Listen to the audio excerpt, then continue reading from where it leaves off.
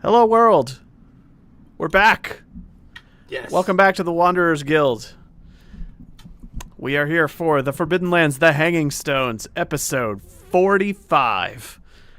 It's been a gap. We had a hard time scheduling this one, and then we finally got it scheduled, and then I got sick. So, sorry for the delay and the bump, everybody, but welcome back. We're going to do a recap here because it's been a minute since we played last. So let me get the map visible on the overlay, and we will jump in. Okay, good. It's centered enough. Whoop. Zoom a bit. When last we left our heroes, they were thrown into the dungeons beneath the Eye of the Rose by Emperor Hiroka of the Urhur clan. While in the dungeons, they were visited by a sadistic servant of the Emperor who shot one of them with a crossbow. They got to serve some good old prison time, which largely amounted to the DM making them make conversation so that we could justify the time passing. And then were visited by Empress Soria, the Orcish Empress, who came down to meet with them and find out their business. They disclosed to her that elves are set to attack very soon the fortress to try to reclaim the stone in her cloak clasp, which we believe to be one of the ancient elven heartstones of legend that fit into the crown Stanengist, whose name means the hanging stones. The Empress, while speaking with the party, had a dream vision. The stone spoke to her, and when she awakened, she was able to share a lot of information with the party. And after some discussion, agreed to give them the stone and let them depart with it in their keeping. They also learned something very important. They learned that Zytera, the Dark Lord over the Holdfast of Vond, far to the southwest, is responsible for all the demonic incursions into the land, including the Blood Mist itself, and that he has some sort of portal or nexus to the realm of demons known as Churmog, that it is binding all of the horrors in this land, and that only by destroying this portal can they purge the land of the evil that has been haunting it for centuries. And doing this will require collecting all of the ancient elven heartstones, slotting them into the crown, taking it into the heart of the Holdfast, and casting it into the portal to banish it and seal it away. Entrusting them with this quest, the Empress sent them on their way, handing them the stone. There are a couple of complications that have resulted from this, which the party's well aware of. One is that the Empress needed a cover story for what happened to the stone because her husband is very attached to it.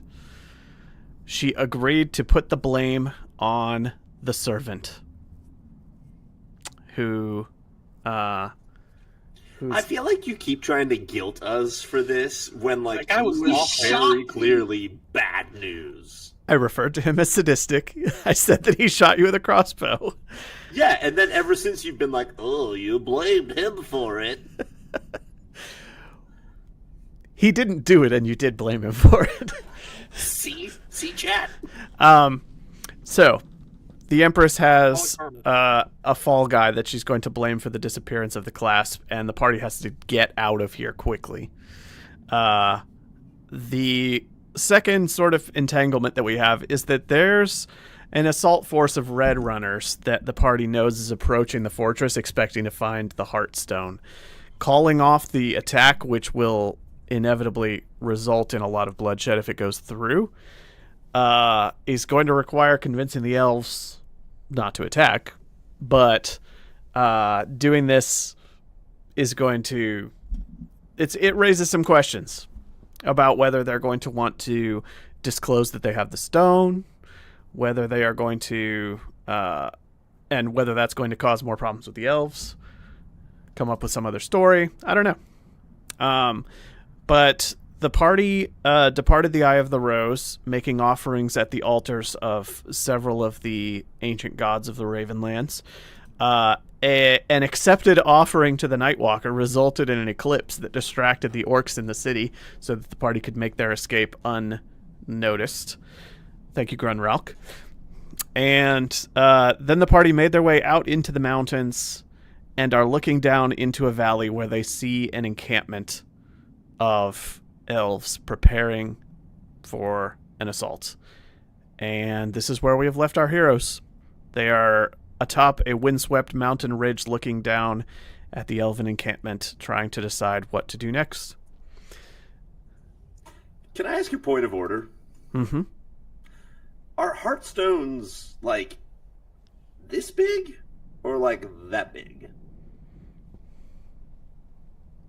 So more like ping-pongy, a little bigger than a ping-pong ball? Yeah. Ballpark Because ping-pong I've been ball. imagining them, like, this big, and, like... Ping-pong ball's pretty small. What? What? Sorcery! Nothing? You found one of the heartstones. Necromancy, to be specific. All right. Nothing happened. Yeah, no, they slot into the crown. They're not heart-sized. They are crystals that live where the heart should be, but they are smaller than a human heart. Okay. Right. So, without further ado, I'll leave it over to the party. It is morning. The sun is rising over the mountaintops, and you are looking down at the elven encampment where there appears to be a lot of activity, including a huge ent that is shuffling about, and it's hanging on one of the stone walls overlooking the encampment. I have a point of order as well, but I think to Hank, when we last left off, did you hand me the Heartstone because you were going to go talk to Kalman, or am I misremembering that? You're correct. I gave you the cloak and the stone. I also think I gave you... No. I think I gave you the cloak and Velas's stone, and I have the one we got from... Okay. We don't have... We have Velas's stone. Or did I give you both? Let me look at my inventory. I thought you gave me the one that we were... Because I thought where we last left off was we were going to tell Kalman that the servant... that the stone wasn't there. Supposedly a servant ran off with it. We managed to get out for whatever reason so we could warn them that a servant stole it, so they wouldn't waste their time attacking this and then go and close this portal after finding the other missing stones.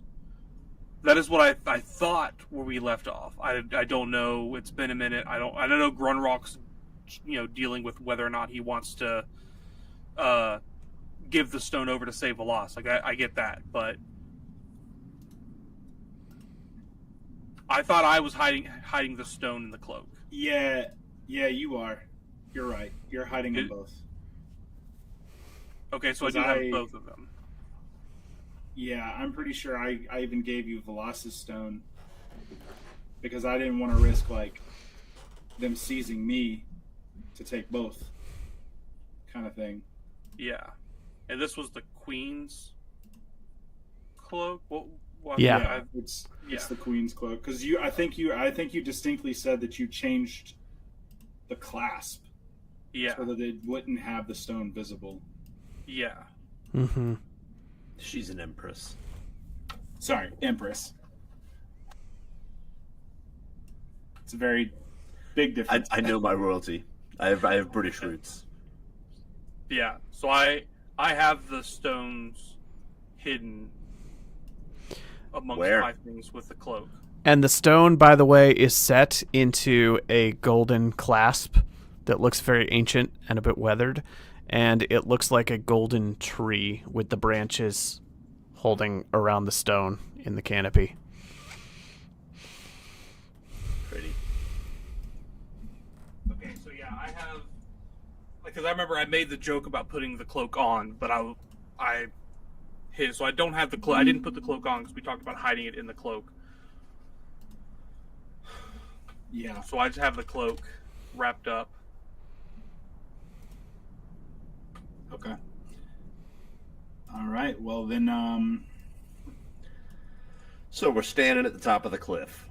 Yeah. We're looking down over this party of elves. There's a giant ent down there. Yep. They're milling about in the early morning. It looks like there's activity. There are tents being packed. There are lines of elves with weapons in like drill formation, with one commander-looking guy that is sort of marching up and down in front, inspecting the troops. Yeah. There are scouting parties readying their weapons, and there's a lot of activity down below. Any sign of Calman? It's far to identify specific people. Okay. Grunrock, bear with me here. One day, we're going to end up going to Vond and trying to close this portal to Churmog. But, like, the four of us can't do this. Not by ourselves. We're going to need an army. And I see a pretty good-looking army down there.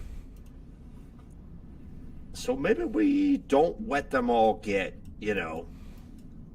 And I like draw one of my paws across my throat, like that, because I don't want to say it.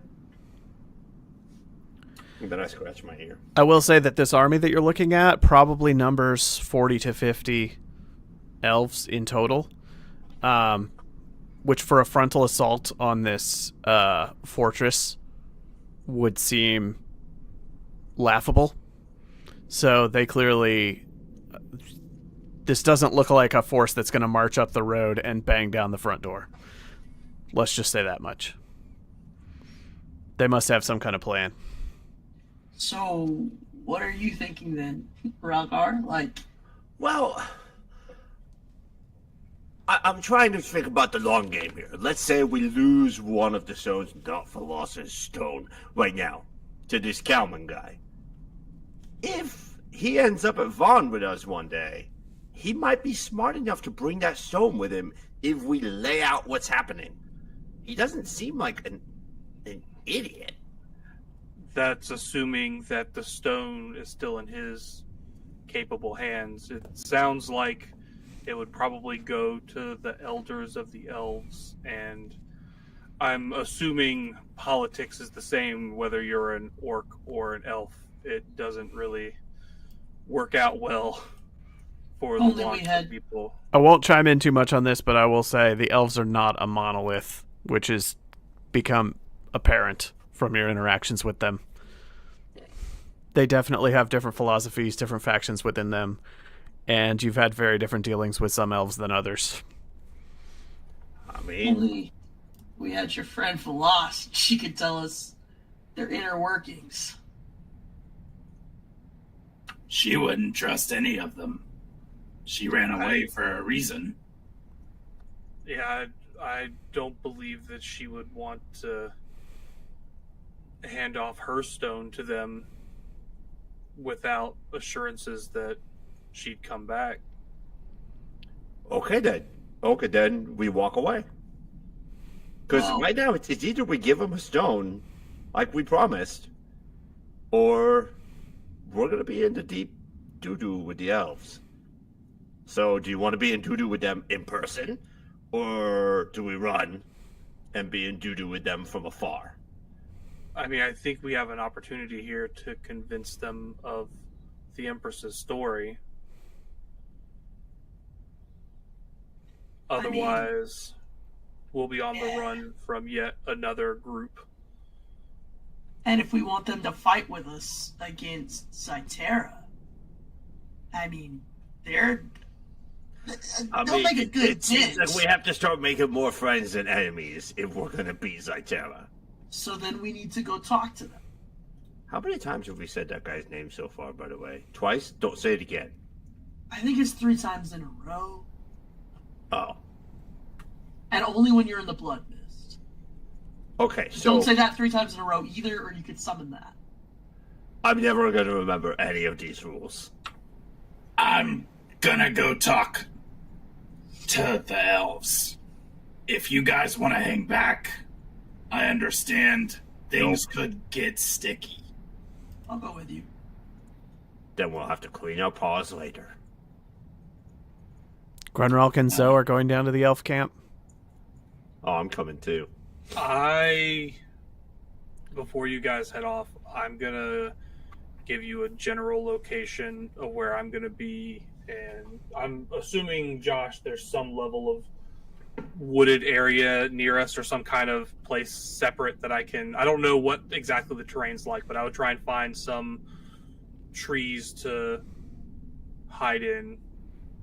Yeah. I have the stones. Yeah, I don't it want depends to- if you want to be able to observe what's going on or not. No. Okay. I'm going for safety above all else. You are in a dense mountain range. There are many places to hide. Okay. I'm on our journey towards them, towards this group. I will say, hey, remember this spot back here? I'm gonna be over this way. Okay. Come and get me. The party knows how to I find you. walk up to you before we go, and I take like a really long and a big sniff, and yep. I probably smell like a dog. That's good. That sounds like bonus dice on tracking to me. Hell yeah. Alright. Do you want me to deafen while they do their thing, or? Nah, it's okay. Okay. I don't know how long it'll take, and I don't want you to be sitting around with nothing to do. Can I push? Just my keep in tracking mind roll? that your character does not know anything that you hear. Huh? Yeah. I'll give him. There's also no particular reason to think that they're going to keep secrets from you in this conversation, so if anything super sensitive comes up, I'll ask you to dip out, but probably won't matter. What'd you say? I'll give him like a good head start, like maybe a minute or two to get clear Okay. before I start And down the slope. Yeah. also, Josh, is there any, like, have they noticed us? I'm assuming they probably have noticed us. They're a camp, and we weren't being especially stealthy. The reason that I didn't give you details about individual people that you could see is because I assumed that you're at a great distance and that you found them because you knew they were going to be approaching and you were looking for them. So I haven't given them a chance to spot you yet. Okay. Then I'll go, but I'm going to kind of just keep a general eye out for danger, but also if I'm being followed. I don't necessarily trust these elves. Yeah. I deliberately left out anything beyond the presence of the Ent milling around and general head count type information because I figured that you were hanging far enough back to not want to worry about stealth. Okay, And you cool. did know that they'd be approaching from somewhere over here, so you knew kind of a general direction to look for their camp. So anyway, all right, so Dog is going to duck out with the invaluables, and the rest of the party is going to make their way down through the winding mountain passes down to ground level to approach the elven camp. Anything you want to discuss before being surrounded by elves and unable to talk amongst yourselves, do so now. What's our goal here? Like, what do we want, and what will we not do? My goal is to try and feel out how serious he is about bringing Velas back. Okay. He seems like it's not possible. If he seems like he's not willing to help us, then we stick with the story that we came up with. It was stolen by an aide to the king. We snuck out. We're coming to warn them because New Yorks know they're coming. If they choose to continue on, then that's on them. Okay. And if they make us go with them or try to take us hostage, are we fighting or are we playing along? We'll start off playing along. If we need to break free, we'll fight our way out. Okay, I'm gonna need to know the signal.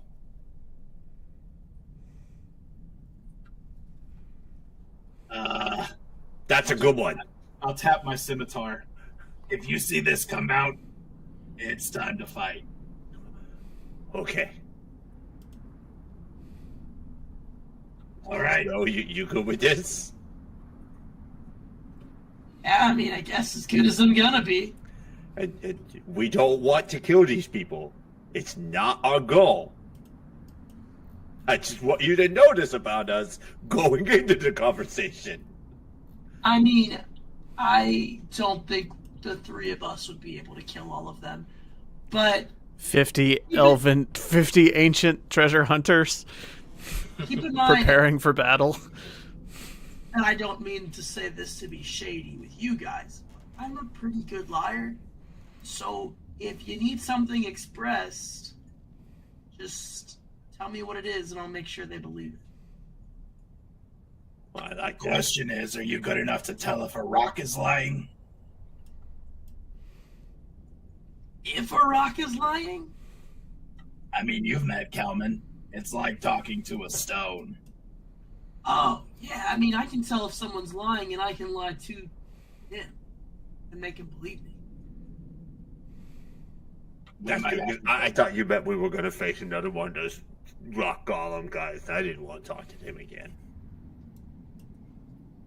Oh, No, here we go. I could go a long time without dealing with one of those again. Oh, and one more question. Are we sneaking up on them, or can I just say hi? I would just go with high, sneaking. Let's go with high. We've got an arrangement already. Okay. You make your way Ask down. Kalman or Mergeline?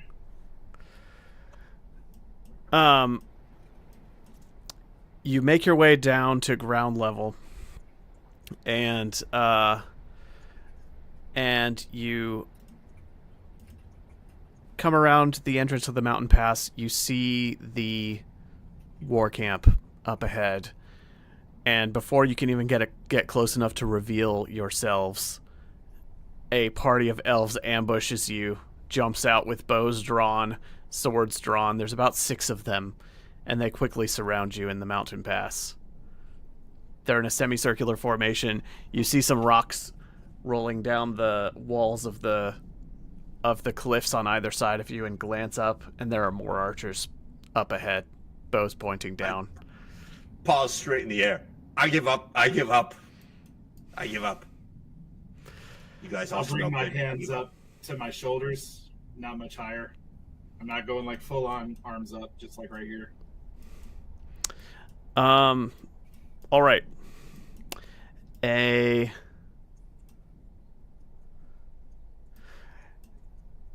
elf with a male elf with sharp features, a very pointed jaw, and a huge, ornately carved looking, super nice longbow slung on his back, with a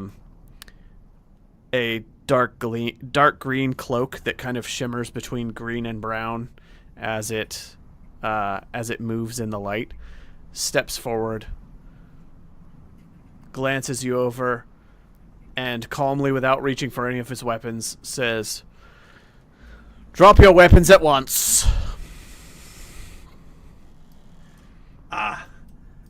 We won't be doing that, but we're also not here to fight. I think Kalman is expecting us. We are his advance party. You're Either Kalman's Kalman- advance party. Either Kalman or Mergeline wants to speak with us. Really? Well, Kalman won't be Lovely. here for some days. I know Mergeline's here.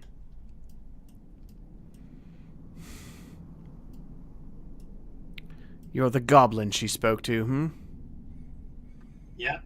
She's very busy planning for the assault. I'll deliver a message for you. Oh, we have a good message. Tell him, Gwenrock. Tell her that we arrived. The assault's gonna kill you all unless I get to talk to Mergeline. And why is that? Because Hiroka knows you're coming. Yeah. Take them prisoner.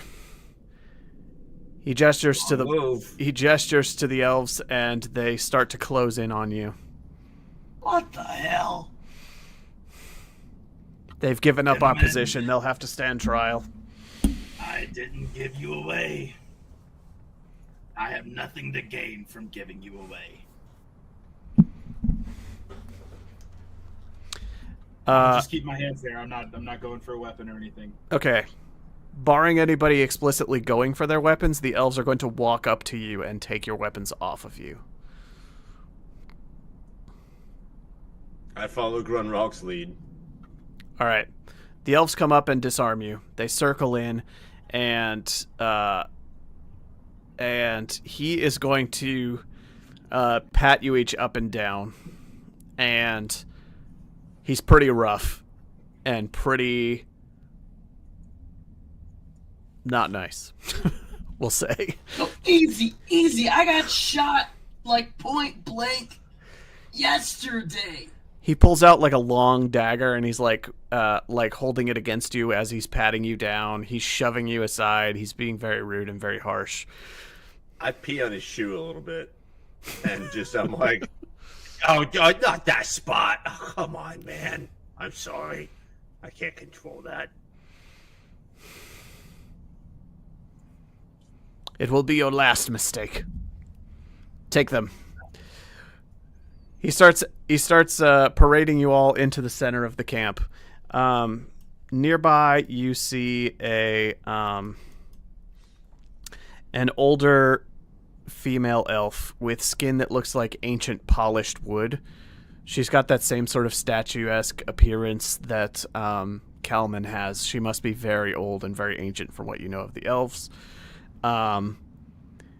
She goes aside and has a conversation with this elf that just patted you down, the one with the fancy longbow. And the stinky chew. Yeah. And she is calm and just expressionless while he is very animated and very fired up in talking to her. She is going to approach you, and he tries to physically stop her, and she pushes him aside and says no, and sends him away. And then she's going to approach you all. She orders the guards that escorted you into the camp to depart, and she brings you into a tent with just her. She sits down across a gnarled old wooden table, and there's a couple of logs laid down to serve as chairs on your side of it, and she just sits down and waits for you to sit down across from her. I'll do so. I'm on your right. Tell me your story and tell me carefully. If I hear any contradictions or any reason to believe that you are not trustworthy, it is going to go very badly for you. My husband is ready to see your heads roll at a moment's notice. You're married to that guy? Oh my God, I'm so sorry. Please excuse my companions. Your husband seems lovely. Passionate, but lovely. Don't have a gentle hands. We brokered a deal with Kalman. An advance party, try and learn the layout of the fortress itself. We went on ahead, as discussed. We were captured. In our time being captured, we discovered that what we were sent for had gone missing. We made our escape. We came here to warn you that Emperor Hiroka is preparing for your assault and wholly expecting to slaughter you all. How did they know of our coming if you did not tell them? They knew before we got there. In fact, I think they expected us to be part of your group. And they volunteered this information to you? Boasted, more like it. Yeah, they were like, we expected a bigger army than you. You're not even elves. Why did they think you were a part of our party? I have no idea, but apparently they've got some kind of information to let them know that you're on your way. We had expressly been told that they are preparing to kill every single one of you. They were expected to kill us, so I don't think they were trying to mince words.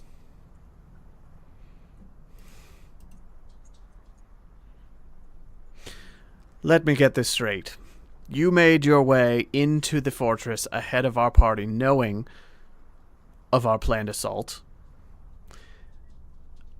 On coming back out, you tell us that they know that we're coming and don't have the stone. Yes. I know it seems far-fetched, but a servant stole the stone and ran away A servant. before we ever got there. Who is this servant? What do you know about them? He was just a slimy advisor guy. Like, well, they brought him to see us in the dungeon, and he wanted to know who we were, and we said, we're not going to tell you, and he shot Zoe. Show me. I'll undo the bindings on my arm. Shot, point blank. And then he mocked us. Through the prison bars before he made his escape. What did he look like? A bastard. Human, I believe, or at least mostly human. A human advisor to the orcs. He didn't look like any orc I've ever seen, and trust me, I don't forget those easily. And you know how, like, sometimes you hear people's voice and they just sound, I don't know, evil? This guy had that kind of voice. Under the table, does anybody have dude's name? I'm looking through my notes, but I can't find it. It was Hrangagala. You heard it a couple of times. Thank you. Do you share this information or no? I'll share his name. My informants have heard this name before. He was an imposter trying to blend in with their society. He was feeding the Emperor cultural notes about how to improve his society. Mostly in a He's doing a mocking bad sort of job. fashion. It would seem he was just trying to get close enough to steal the stone. Things in that town do not look good. Those people are not living good lives. They don't have enough food. They don't have good hygiene. If there's one thing they do have, though, it's that feeling that makes them want to fight. He escaped the fortress with the stone while you were imprisoned? Well, he left us in the prison cell and had it. So I would imagine he escaped. I mean, if he hadn't, it feels like he would have been thrown back in the cell with us. Oh, the things we would have done to him. Oh, I would have murdered him. Do you know where he was headed? He didn't exactly tell us before he left. He came and boasted about us being captured and going to die soon. And then he was gone. We never saw him again. He didn't monologue like I thought he would. But we overheard some guards talking to the Empress about how he took the stone. You got that close to the Empress. Yeah, well, she saw my eyes and wanted a bit of a chit-chat. Why is that? You should know, Cowman, I shouldn't say trusts me, because that wouldn't be a whole truth. But trusts me enough to send me in an advance party, and that should count for something. Show me your eyes. You show her the yellow of your eyes. Your birthmark as a child of Marigal. She looks at you for a moment, she sighs. She says, "Yes, I have heard about you. Kalman said that you were traveling with a party that was trying to resurrect Velasthil. An ill-advised venture, I believe, but...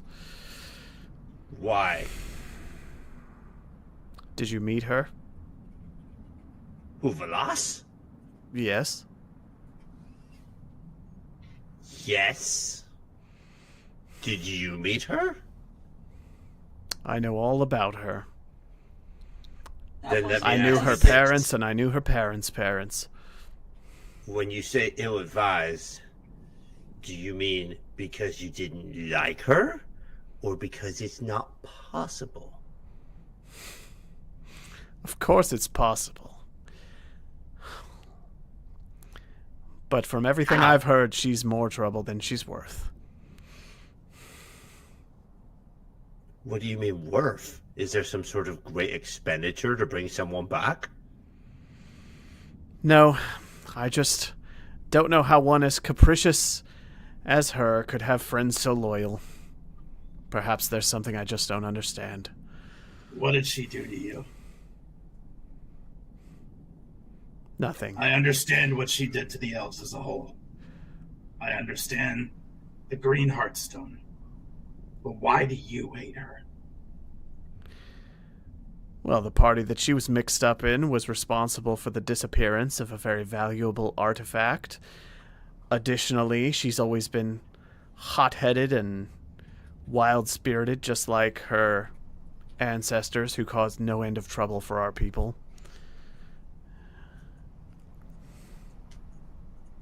You be her friend at your own risk. Hard to be her friend when she's not with us anymore.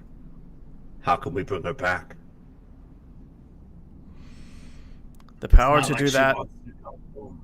The power just to do wants that to- lies only with the elders of Mistwall. Doesn't really seem fair. So if you died, would they bring you back? Yes. I have served my people loyally for generations. What about your husband? They bring him back? Yes. Mercury. Yes. Joe All Schmo. brave warriors who have served with the Red Runners for hundreds of years. And what about a random child elf? One that has not yet had a chance to live should be given the opportunity to blossom into the adult that they should be. Should they not? I agree, but from what I've heard of Veloz, she didn't have much chance to live. I mean, I didn't think elves died until they were... I mean, how old are you? Close to 1,000? She was barely over 100. And most of that time, the blood mist was around. And how many hundreds of years of progress do you think she set us back by vanishing with that crown? Progress? Crown? How are those two kind of things related? What would a crown do? Did she steal it from you? Was it in possession of the elves and she left with it absconded in the night? I have it on good authority that she found it, told Kalman Rodenfell, and then disappeared with it. Do you know what she wanted to do with it? No. So you have no idea what Veloz was doing, either negative, like you assume, or positive. You know? What I do know is that she took it into her own hands, that she entrusted herself and her band of marauding companions to hold an ancient artifact and not to entrust it to those to whom it truly belongs, who understand its powers and can put them to good use. How do you know she wasn't going to put them to good use? And how do you know they understand its powers? They've never held it. I can see that she's convinced you of many things. I've never met her. I'm just accustomed to being judged for who I'm related to. And it that's the seems question then. that was her lot in this world. Well, you and her certainly have it in common that you have inherited the mark of a dark past. I'm sure that you can sympathize with being born something that you can't change. Something that lingers in your heart, corrupts the soul, makes it difficult to make your own way in the world, unbound to the dark will of those who came before you. Disagree. Though the darkness has left its mark on my skin, it has not touched my soul. I am who I am. And she was who she was. Who are you to judge the standing of her soul? Or I mine? don't stand in judgment of her. I Just stand in command of an assault force, intending to retrieve lead them something to of their great death. value. No, the assault will not commence now. Even if everything that you've told me is a lie, I cannot trust that the orcs have not been tipped off. So, there's no way that the attack can commence. Of course you can't. What do you mean you can't trust? We're telling you they know. Of course. The attack will not continue. Good. There's no reason for people to die when they shouldn't. But what to do with the three of you who know so much yet share so little? It give us over to Kalman, the person We who can- sent us on this mission in the first place. Maybe have a few good meals while we wait for him to get here?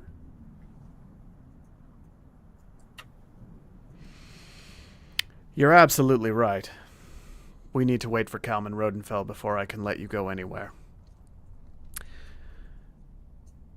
You will be held prisoner in this camp until he returns. He should be here in a few days' time. Until then, you will travel with us. You will cause no trouble. And you will go nowhere near your weapons. You will tread lightly around my husband, because he has the authority and the desire to see you dealt with. Shot point blank, like the orcs.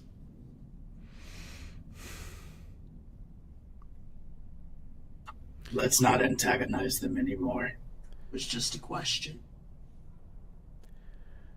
You will stand trial before the commanders of this force, myself, Kalman Rodenfell, and my husband. When Kalman arrives, it will be decided what we do with you, and whether we let you go free, or whether you need to stand before the council in Mistwall.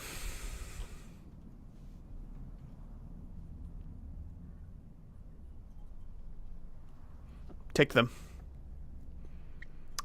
The flaps of the tent get pulled open. Guards come in. You are pulled from the tent, have your hands bound behind your back, and are led to the center of the camp by a recently doused fire that is still warm, with your hands bound, and left to wait for Kalman Rodenfell to come back. Dog, Yes. your friends don't come back. I have a question on Yeah. that. My spell for animal form.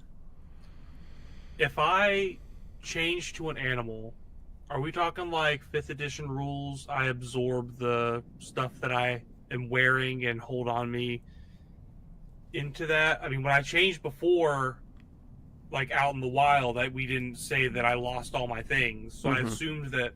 And I was reading the spell, and it doesn't say one way or the other. Okay. I can share the spell details I copied. Yeah. Does this put it up there, or does that just roll the spell? Yeah, the spell details.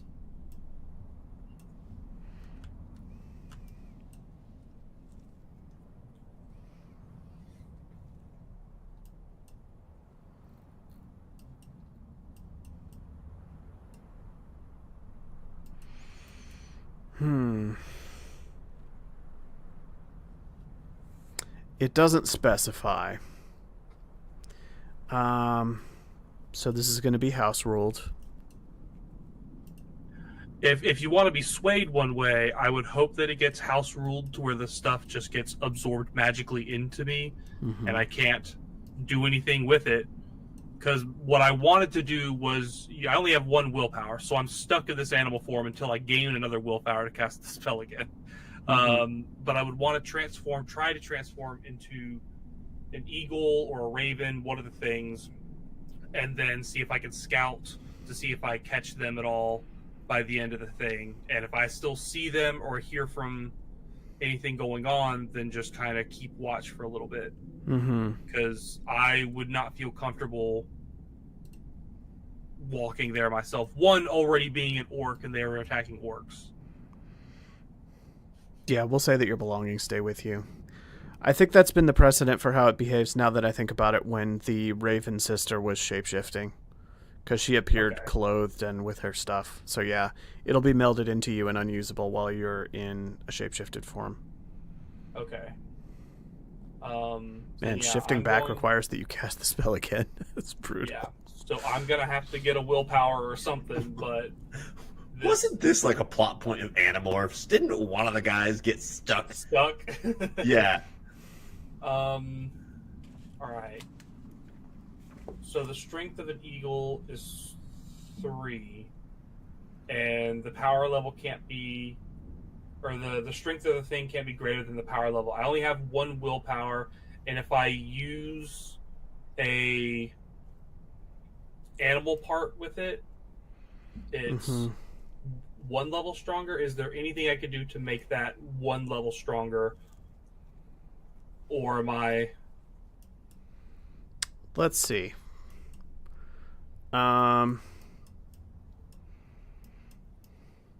Casting spells. Number of points you spend when you cast a spell is the base power level. The base power level. Let's see.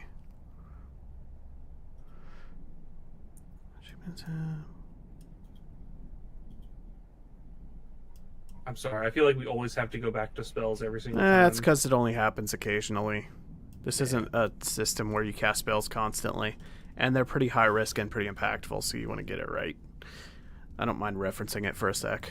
I can overcharge the spell for every success I get when I roll. So if I get a 6, it increases the power level. And then... So what was your question? Base power level 1, and... I have a spell component. Yeah. What is it? An ingredient is what it says. Yeah. So that I know that increases it by 1 as well. Okay. And I'm trying to get to 3. So I guess if I try to cast the spell and I don't roll on the 1 dice that I roll, then I turn into a raven. Otherwise, I turn into an eagle because I can increase my... Yeah. It looks like you can, with the material component, it will... So you're trying to get to 3 because that's what you need to do eagle? Yeah, I have to be like equal to... Or so it costs than the 3, and you can lower it by 1 if you have a material component, and you can lower it by 1 if your rank is higher than the rank of the spell. But this is a rank 3 spell. This is like a max difficulty spell, so you won't be able to do that for it. It's not higher than or equal to, it's just higher. Yeah, if it's higher, then you can lower it by 1. So I think you are stuck with spending at least 2 in order to turn into an eagle. Okay, I only have 1, so I have to try and get a 6 on the die roll, because if I do that, it overcharges it, and that gives me 2. I see. So am I allowed to say that I'm casting this spell? If I overcharge it, I decide to turn into an eagle. Otherwise, I turn into a raven. I don't think you can attempt the spell if you don't have enough to cast it. Overcasting Yeah, I think there is a cost of only- willpower to do it, and you can't cast it if you don't have enough willpower to do it. I have enough willpower to cast it. It just costs one willpower to cast the spell. It just... I see. So you're going to do it for Raven, and then if you overcharge, you would like to do Eagle instead. That's fine. Yeah. Since it'll Okay. up the power level. Yeah. It doesn't specify how the extra power level that you get from overcharging gets converted, but that makes sense. So yeah, cast it for Raven, and if you overcharge it, you can go... Okay. I will remove one of the... Oh, I just full screened that. I will remove one of the animal claws from my necklace that I always have on. Okay. And I will begin the spell and incantation, drawing circles on the ground to try and make this as precise as possible. All right. 1s are miscasts, and 6s are overcharge. You roll 2 dice. Oh, I roll 2. Well, it's... Oh. I roll 1. Do I You roll roll 1 one. for the You roll 1. ingredient? Okay. You roll 1.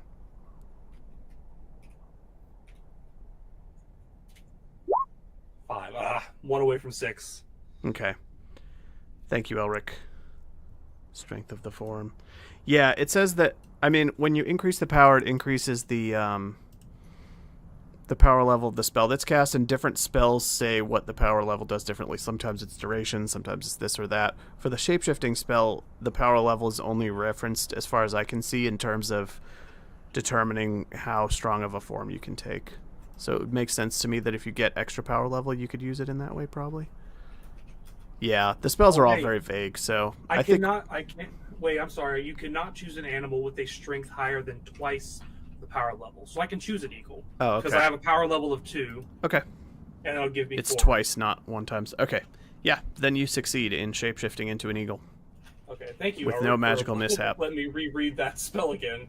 All right, yeah. So I change form into an eagle by Okay. wits and empathy are 1 in Mhm. this form. And I have the stats for the eagle up here as well. I have a strength of 3 and an agility of 5. Mm-hmm. And a move and melee of 3 and a scout of 5, and then other things too. But I will transform into an eagle probably Mega after eagle.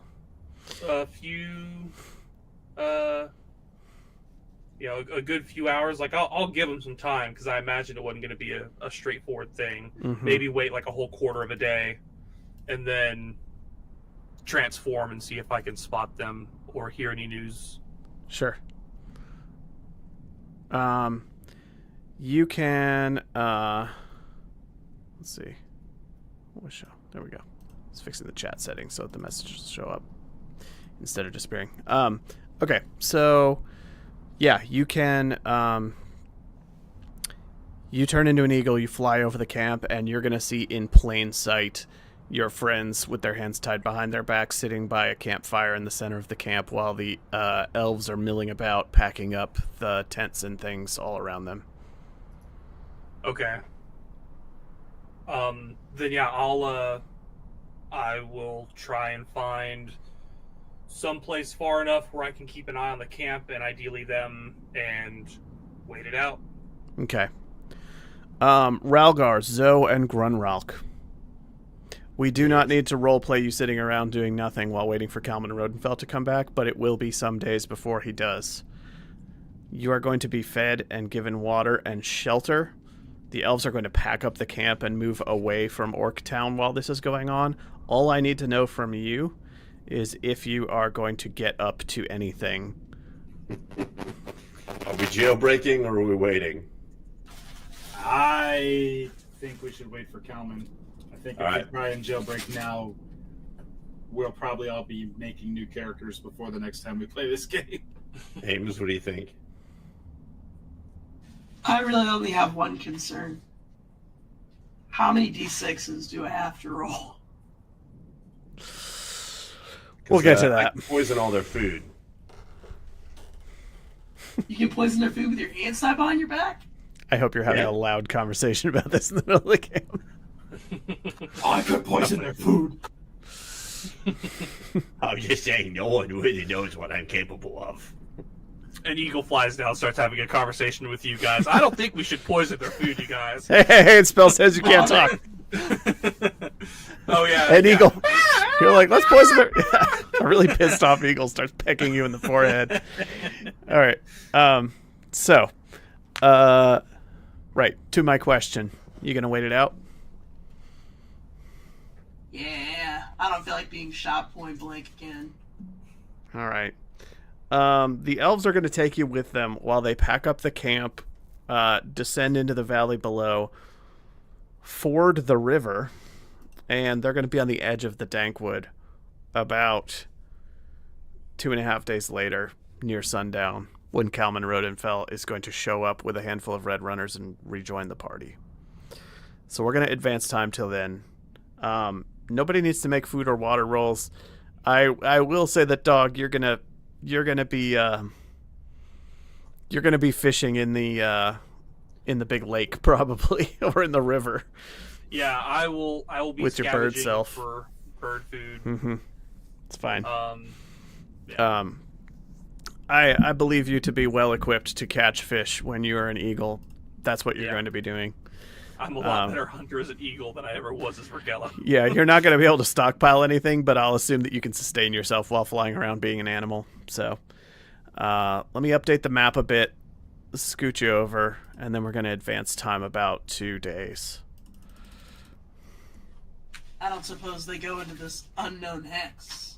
They certainly do. Ooh. Yes! 2 unknown Wait, hexes, which in one fact. of them was doing lead the way? And what did they roll? You do not know. Oh. Also, this is not new territory for them. It is for us, though, so we still get the XP at the end. No comment. I can feel his rage through his half smile. Hey, guys, what do you think about exploring an adventure site while we're at it? Have you guys built an addition on a Anything on your stronghold before? All right. Anyone got any treasure worth of gold or more? Good lord. All right. Yeah, you're going to make your way 2 hexes up into the edge of the Dankwood, and then Kalman Rodenfell is going to rejoin. It is evening time. It is drizzling, and it is warm, and it is thundering. And Kalman Rodenfell shows up. You are all very tired of being bound up most of the time. They only untie you so that you can eat and drink, and then they tie you back up again. And you're mostly just tied together and dragged along, hiking it. And yeah, that's getting old after 2.5 days. And Kalman is going to... You won't even know when he arrives. There's going to be a party of elves arriving that you don't recognize that are joining and speaking with the other elves. And while you're watching them to see what is going on with them, Kalman's just going to sit down across the fire from you in the middle of the camp with his stony face and say nothing. He's just looking at you all. Hello, Kalman. Grenralk. We were hoping you'd catch up soon. There were 4 when I saw you last. Tell me, where is Dog, for I much desire to speak with him. No, he doesn't say that. 4 there were, yet 3 there are. No, yeah, he does. He asks you where Dog is, and if he's all right. Once we broke loose, he was exhausted. He was lagging behind. He told us to go ahead. I thought it would be a simple conversation. He was up in the mountains last we saw him. He's resourceful, though. Am I near enough to be able to eavesdrop? We're in the Dankwood now. I imagine there's probably a tree. You could be perched in a tree. You can probably see what's happening, but not hear. Especially with your eagle eyes. You can see that an elf has sat down in the middle of the camp. Uh-huh. You'll be able to if I- see that somebody sat down in the camp and is having a conversation with them. Okay. Okay. And at that point, it'll probably draw your attention. You'll be watching closely.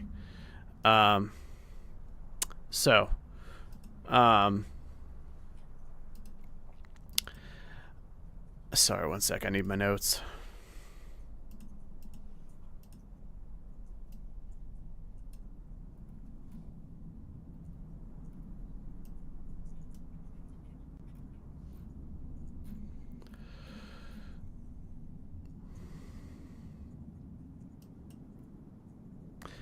I see that you have met Ulmaya and Alsurso. Yeah, I hate that guy. Don't know what she sees in him. Effective guard, though. They didn't hurt Mergeline, did they? No. Margaline's been on assignment. She's been traveling with you, but she's been scouting the entire time. I was worried I dropped your name when we first got there, and well, I don't exactly have the best track record with female elves.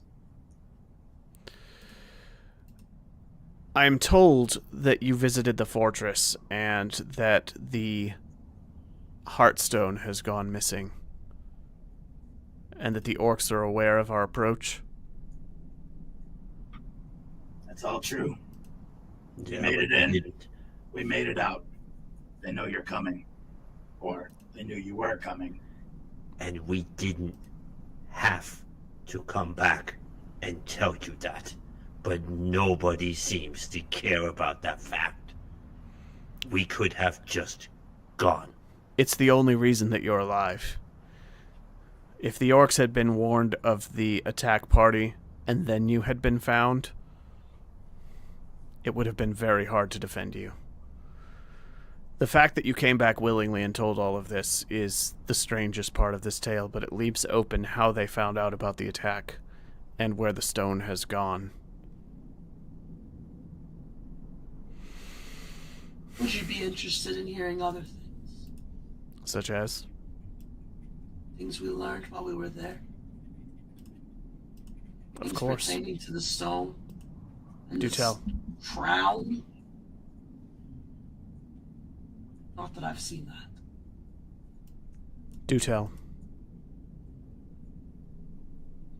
Well,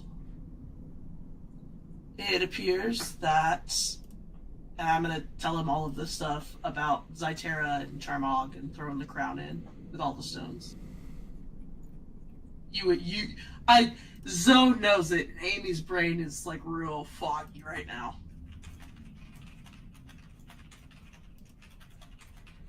I can also say that the stone belonged to Eridne.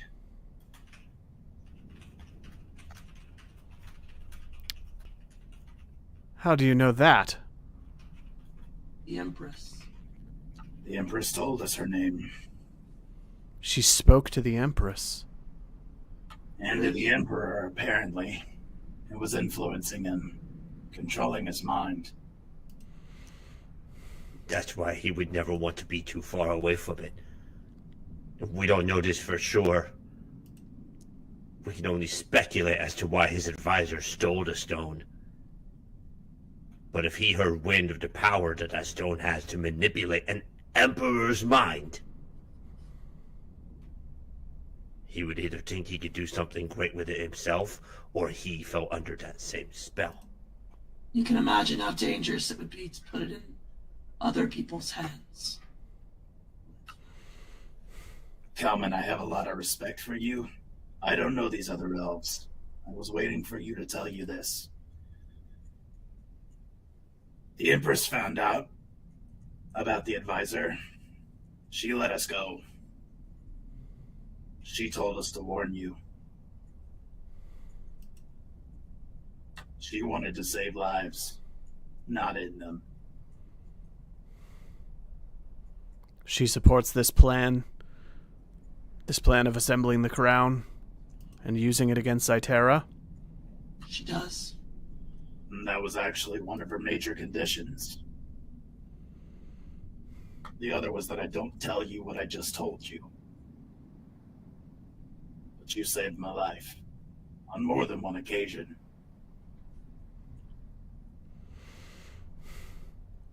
It seems the orcs of the Urher clan have the same wishes as the Red Runners and the Elders of Mistwall.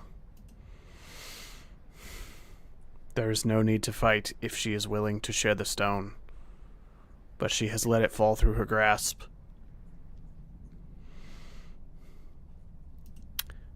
Now we will need to seek it beyond. I need to know everything about this advisor that you have not already told. Is there anything else? What of Velas? I cannot bring her back. You haven't brought the stone. Are the elders prepared to bring her back once the stone is found? Or were you unsuccessful in that? I know you said a trial was mentioned.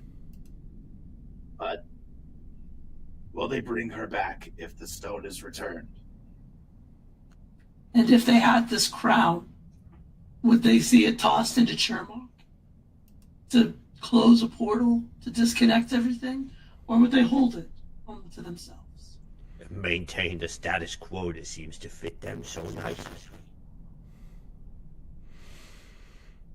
They are aware that the crown fully reconstructed might have the power to do such things. They will be hesitant to see it destroyed. It does have the power. That is what Eridne has told you, and her testimony would go a long way before the council. But again, that requires that her stone be present. I would like to see this carried out.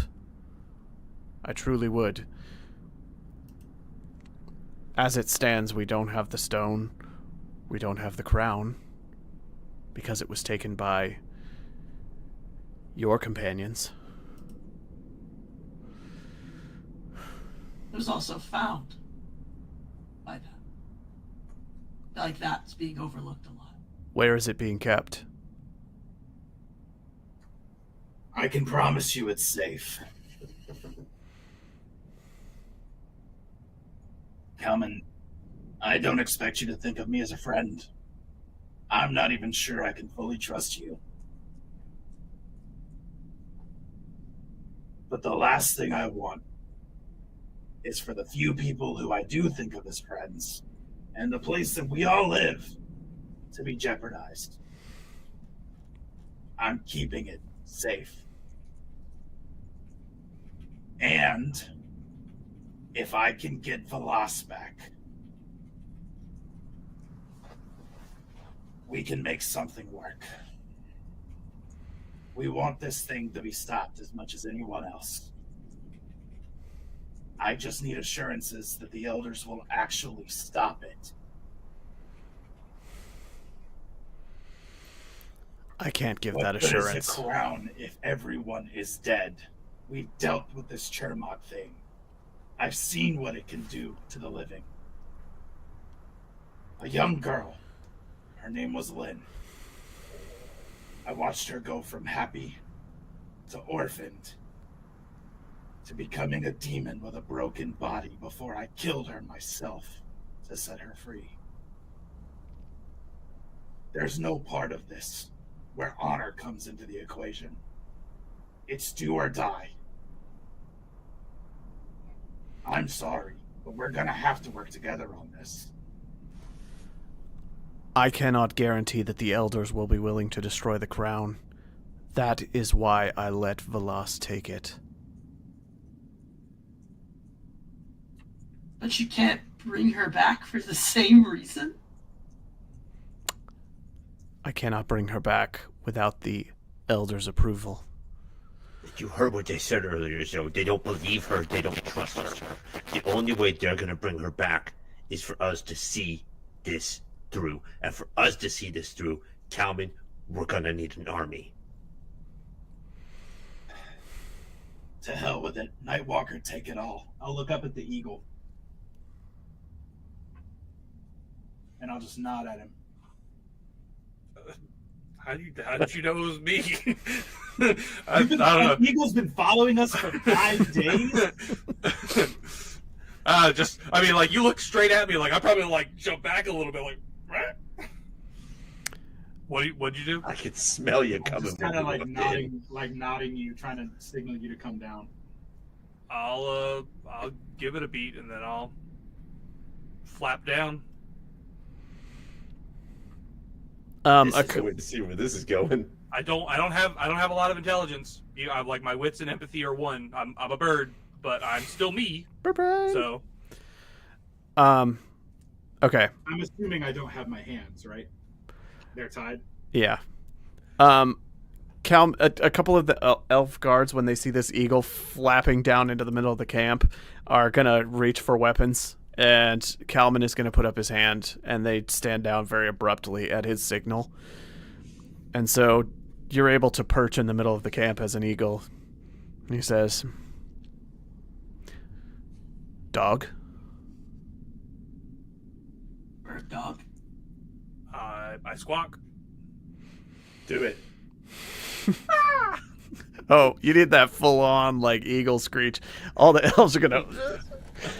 Well, first off, eagles just sound like seagulls, so Oh, okay. you're thinking of the red-tailed hawk. I am thinking of the red-tailed hawk. Okay, so Birdbacks. back to Kalman.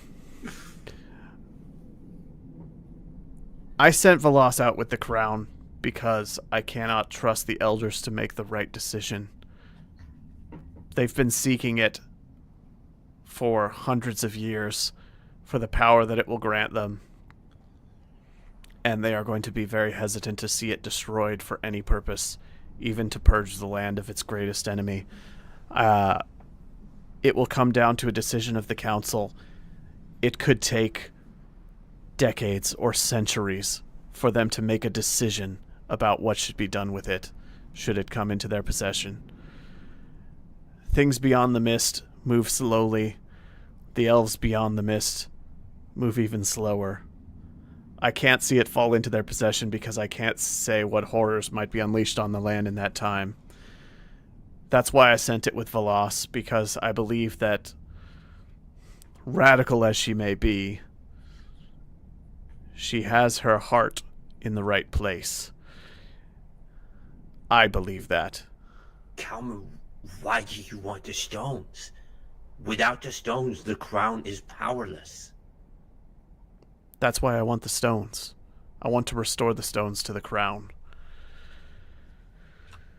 I'm gonna get up and just start, like, hands tied behind my back, pacing around. Like, this is such bullshit. This is such entire bullshit. I don't even know this girl, and she is a pawn in your games. You sent her away with the crown, and then she died, and you can't do anything to bring her back because you need the thing that you said that you don't want them to have. This is lunacy. This is lunacy. The stone... I cannot unilaterally order someone brought back. It is a decision of the Council of Mistwall, and they will not bring her back without evidence that her friends are on our side, without something in return. They are suspicious of her, they are afraid of her, and while some of them would like to see her restored tomorrow, me included, that is not all of them, and some of them dislike her very deeply. But if we give you the stones, that would convince you that she's on their side, then the stones can't be used to prevent evil from coming. The stones will be left in my keeping. I will show Sure? that they have been... I am the leader of the Red Runners. We have a Ridney stone. I lied. I lied because I was afraid they would kill us. We got the stone. Please just bring her back.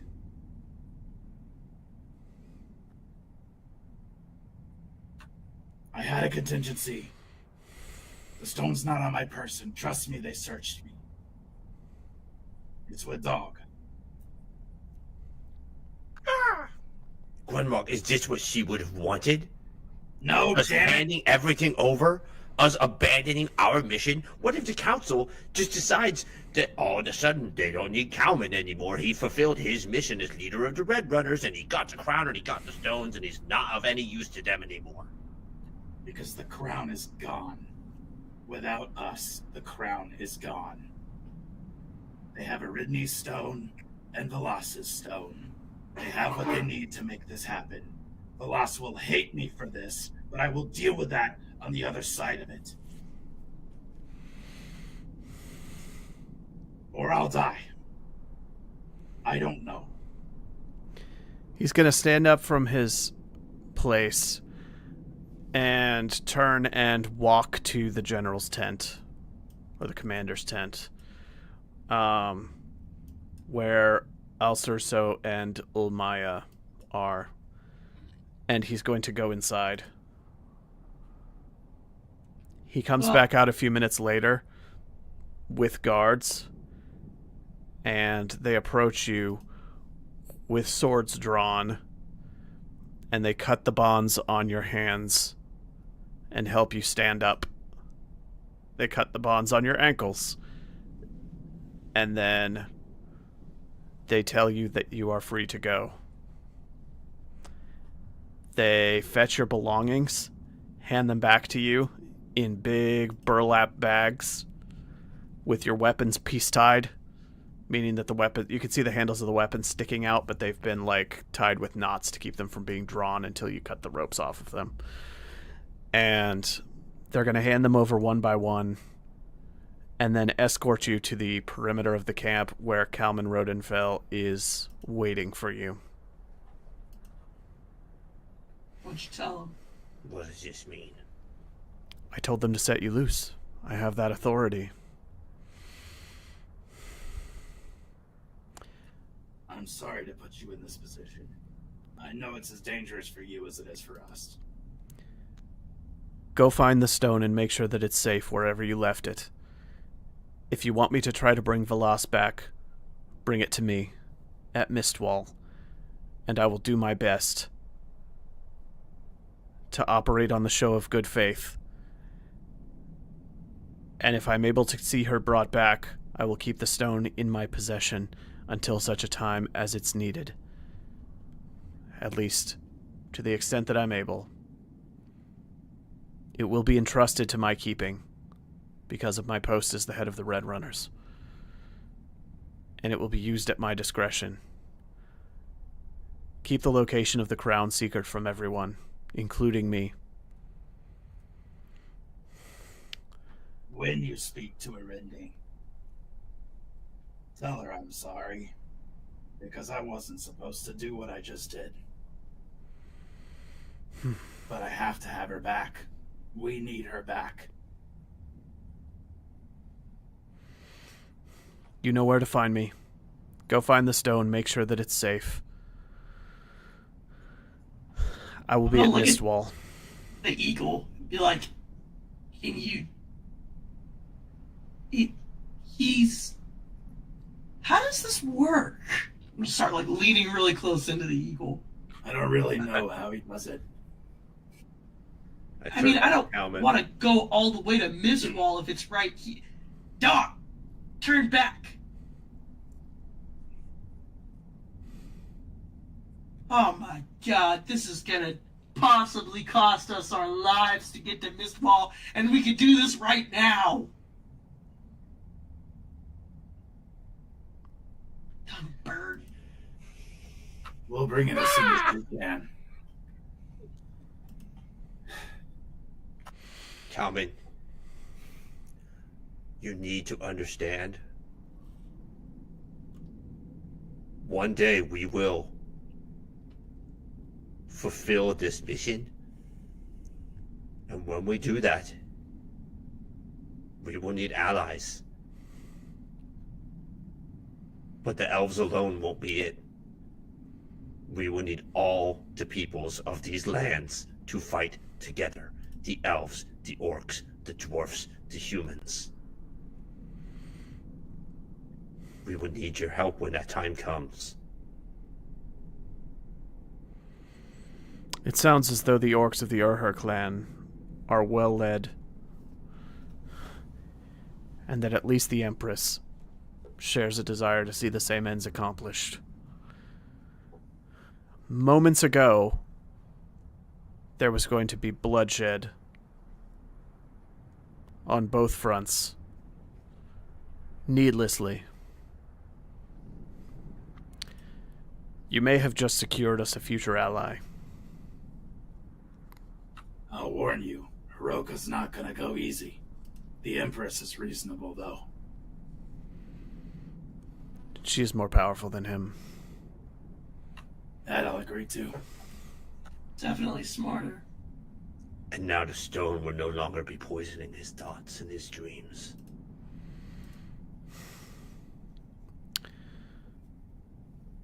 You know where to find me if you choose to hand over the stone so that I can use it to bargain for Velas. Obviously, this plan carries risks, but I will do everything in my power to keep the stone in my possession and to see Velas restored, should you bring it to me. Should you choose not to, consider us allies, nevertheless. Keep seeking the other stones, and I hope you will entrust me with any information you learn about their whereabouts, so that we can seek them together.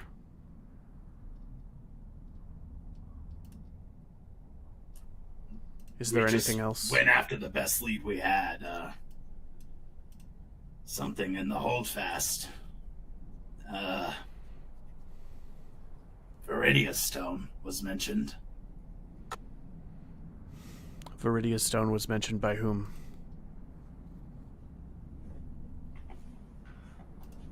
My father.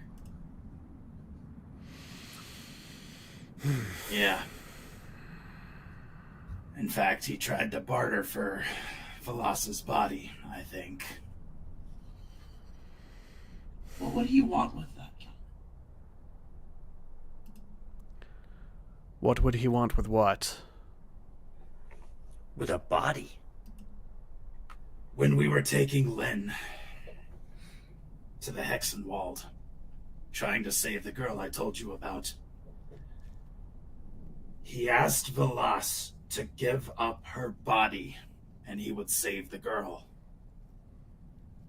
Why? I can't say what goes on in the twisted mind of that demon. But Velas is descended from Viridia, whom he once loved.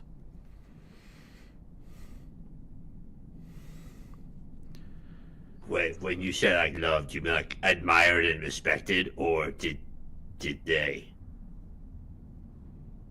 Have you not heard the legend of how the crown and the stones went missing?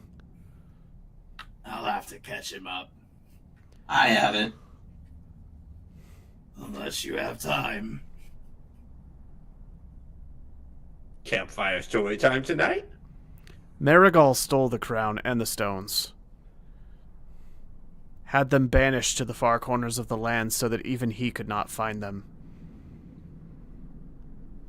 Why? To bring back his lost love with a green heartstone.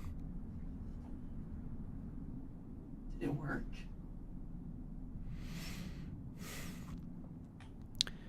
They refused to bring Viridia back. Her heartstone was fixed into the blade of a magical sword called Malagarn. He stole it, along with the other stones and the crown. No one is sure how he accomplished it, but he has powers that none can really understand. And when he was caught by me and the other Red Runners, hundreds of years ago, he cast a spell that scattered the stones so that no one could find them, not even him. He's been seeking a way to bring her back ever since. I mean, why didn't they just bring her back?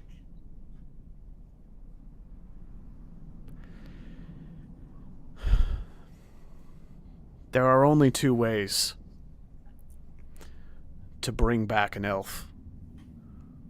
One is with the pure magics, handed down through the elders beyond the still mist. The other is to use the dark magics of Churmog. This has been done in the past, and they don't come back quite right.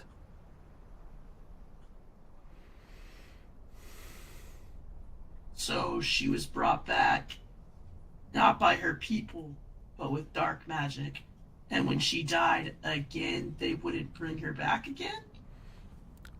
Her people refused to bring her back because she had been corrupted. She was dangerous. She had become a menace. She was plaguing the lands, carrying out her own twisted sense of justice. She became death incarnate. She had to be stopped, and she was. And her stone was taken, and the elders refused to bring her back. So Marigal stole her and the other stones, and had them scattered to the four winds when he was caught. So this is why people don't like Velas. Well, that brings up an interesting question for me. Do the elders speak of Velas the same as they spoke of Viridia?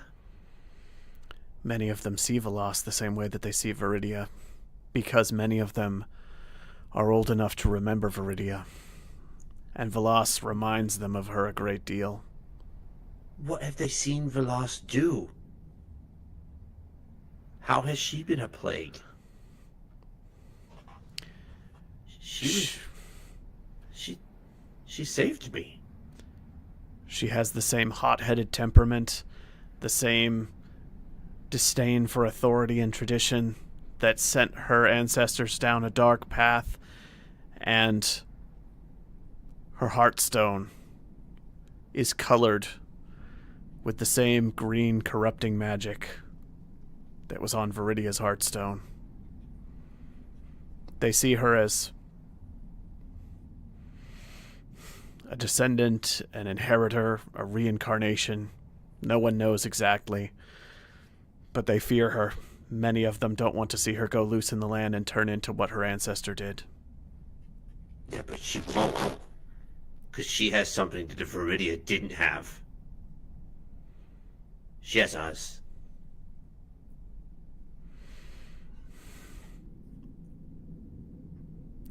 So anyhow, we'll see you in Mistwall soon when we bring the stones. You'll get Velas back. And, then we'll just, I don't know, launch a suicide assault on Vaughn and have a good day. Safe travels. Yeah, you too. Bye, Calvin. What? Stop looking at me when you walk away. That's weird. He disappears among the branches. Elves. Batman style. Well, how do we fix you, buddy?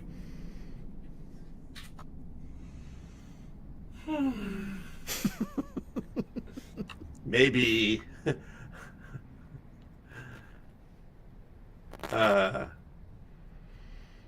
Dog, can you not transform back?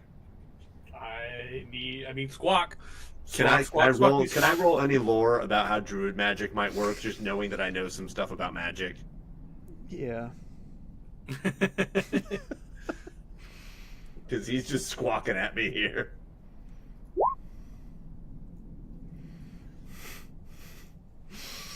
Well, can I push that roll? No. Can I like? Oh my! You don't know enough about druid magic No, to can know. I pull? Can I like? I realize I don't know. Then I try to pull some books out of my bag and I just start like furiously scrolling through to see if I know anything. Can I roll Referencing lore druid to see magic. if I know anything? So what hex are we on? Are we the one with the X? I've been asked 3 separate questions at the same time. Sorry. Answer me first. Come on, Dad. You're on the hex with the flag. With the flat. Okay. Yeah. I'm pushing my roll. Your microphone, Adam. Jeez Louise. Yeah. I just assume that it's You can roll an extra necromantic gear die intervention. for the books to consult if they apply. Where did the books come from?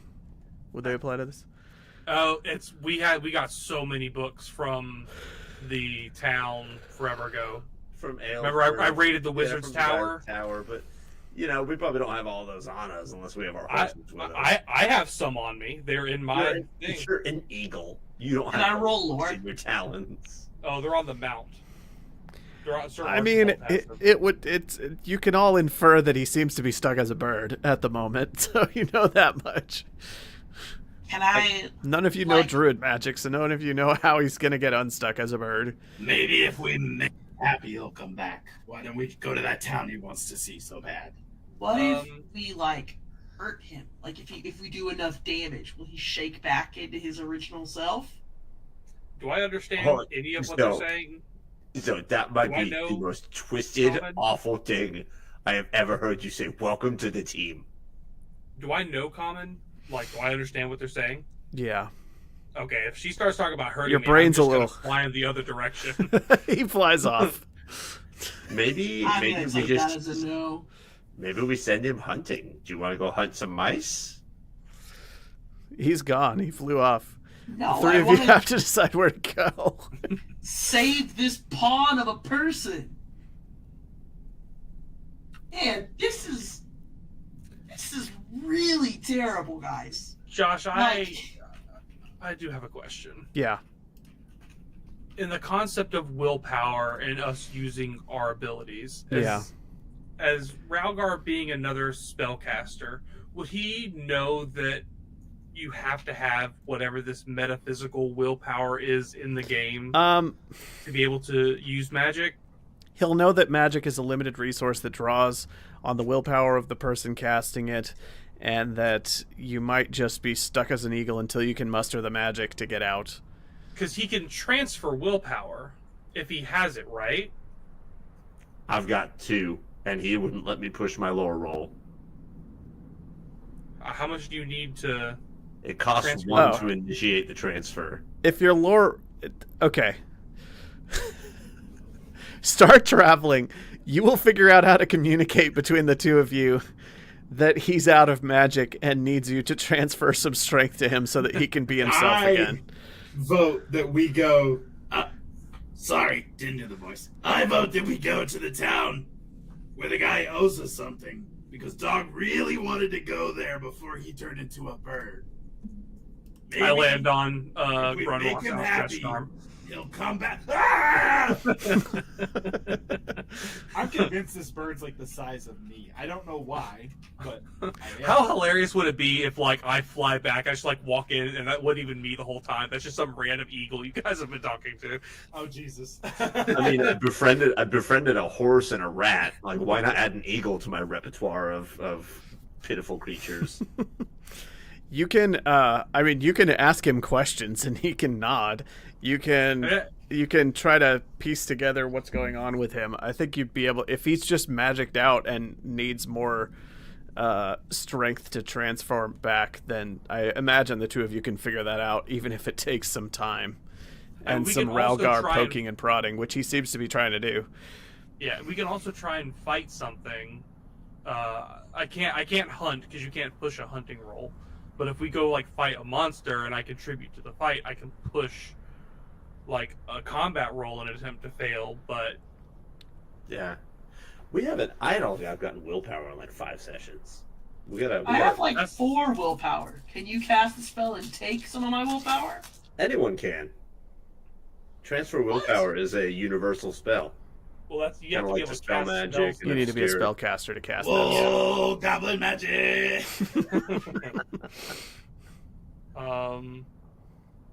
I think transfer.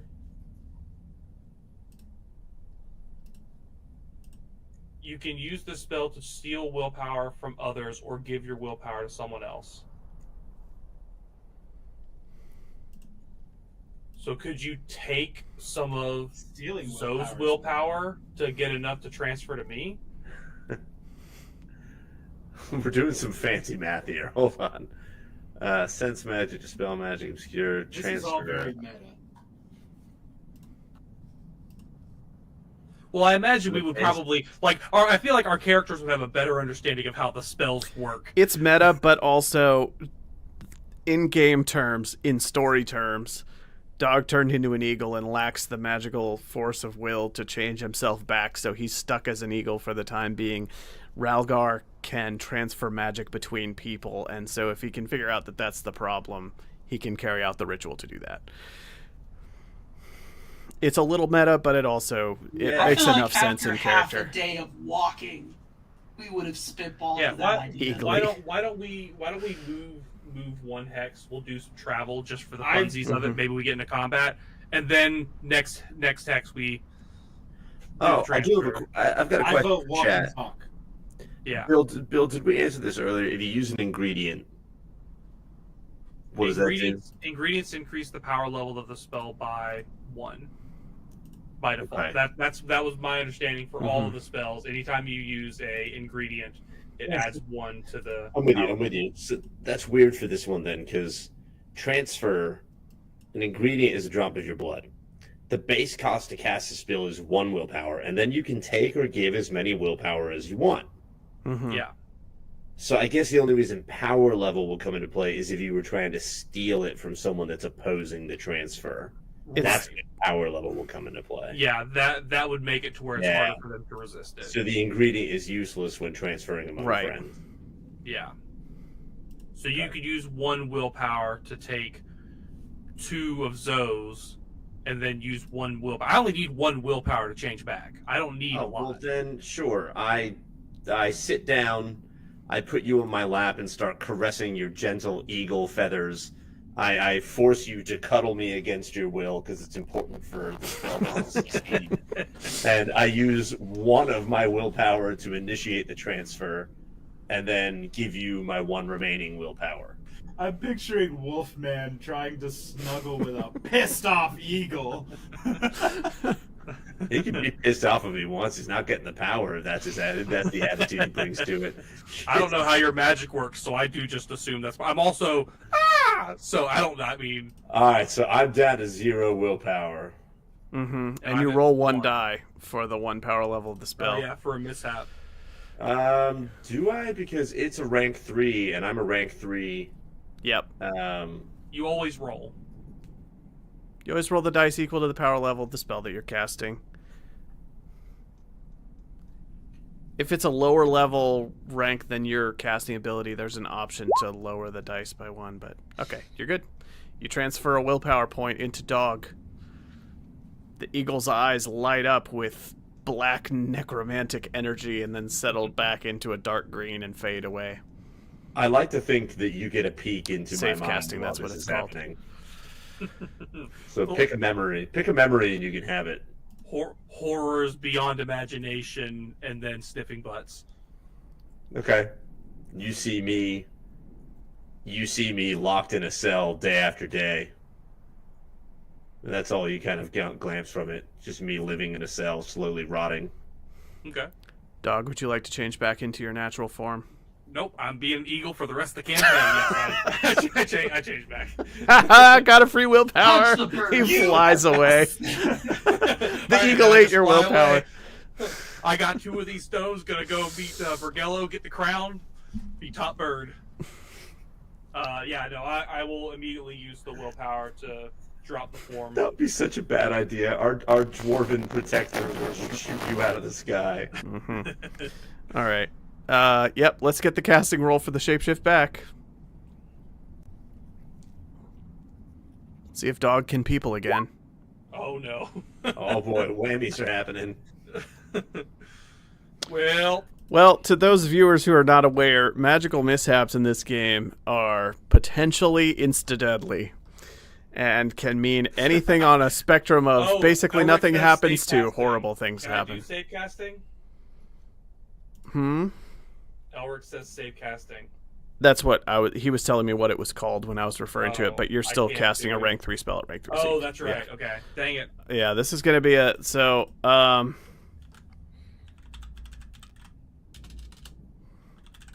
What could possibly go wrong? You Literally transfer everything. the power to me, I step away, and then I just hit the ground dead. don't roll Dead 2 bird. 6s. That's what it comes down to. Yeah, roll 2d6s and something's going to happen. You turn back into yourself, and some of this, We'll say that this is happening because of the mixing of necromantic magic with druid magic here. Honestly, that's Whoa, absolutely whoa, canon. whoa! Don't bring me into his It's failings as a druid. it's just the mumbo jumbo doesn't mix. Roll 2d6. Fuck me. That was close.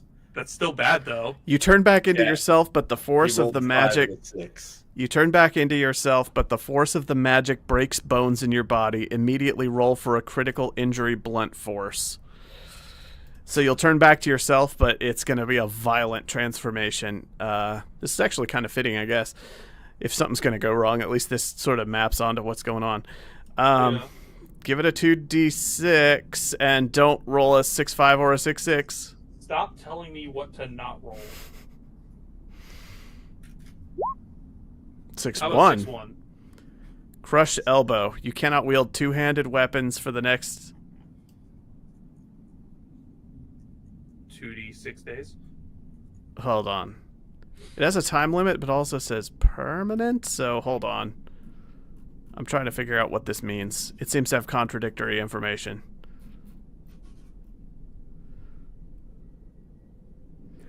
Roll a d6 for duration.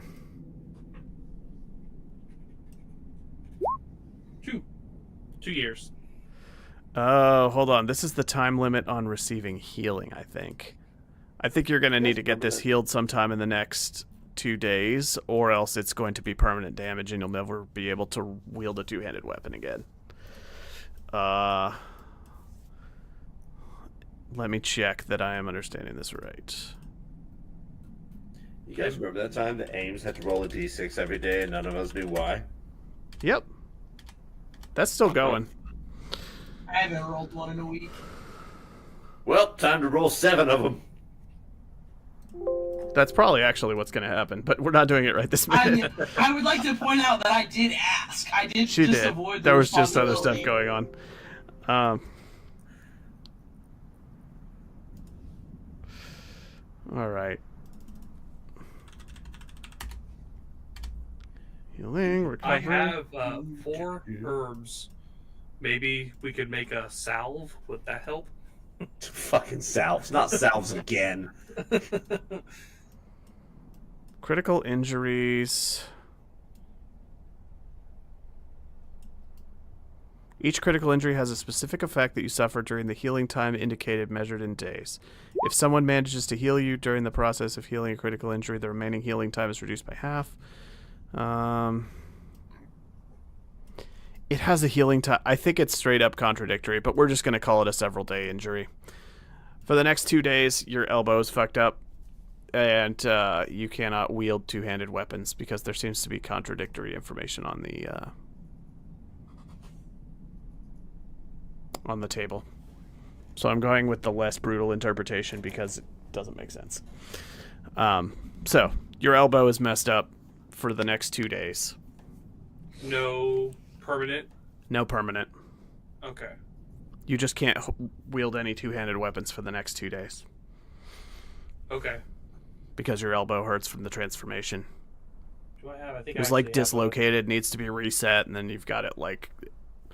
You probably popped out with like your eagle wings spread out, and when you changed, your elbow was like pointed the wrong way and super dislocated, and your friends had to snap it back in. And then, you know what? I didn't need that image.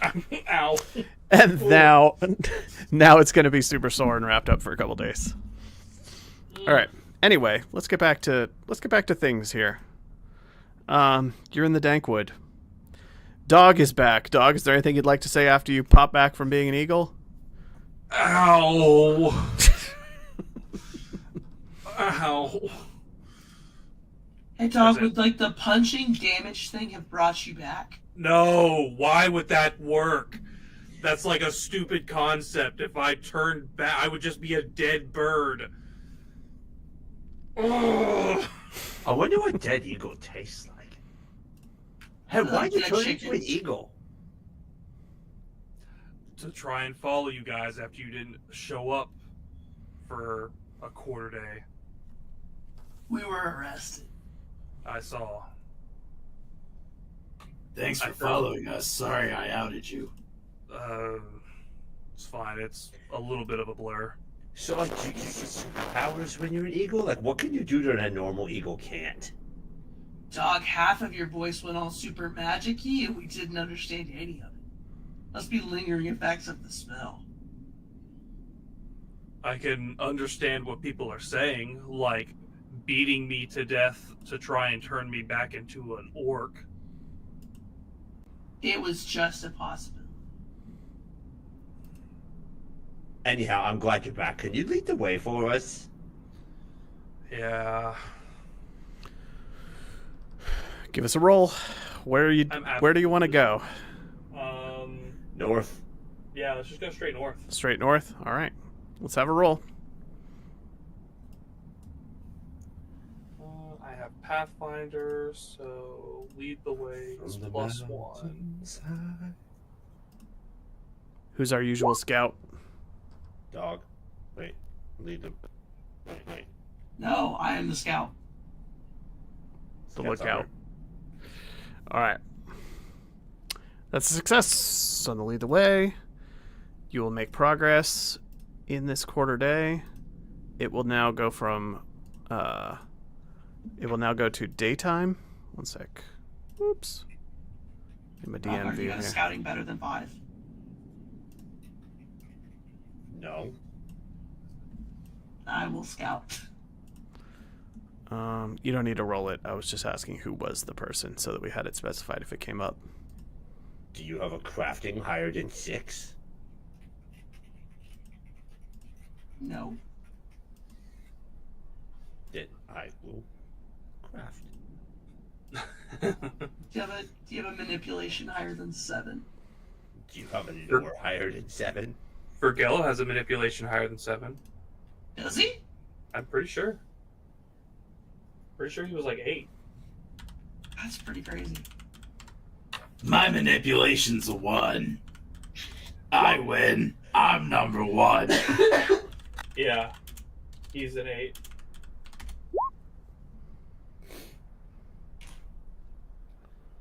That's just the way green.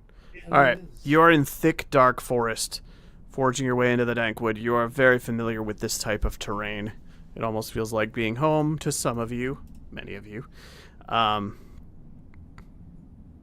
of you.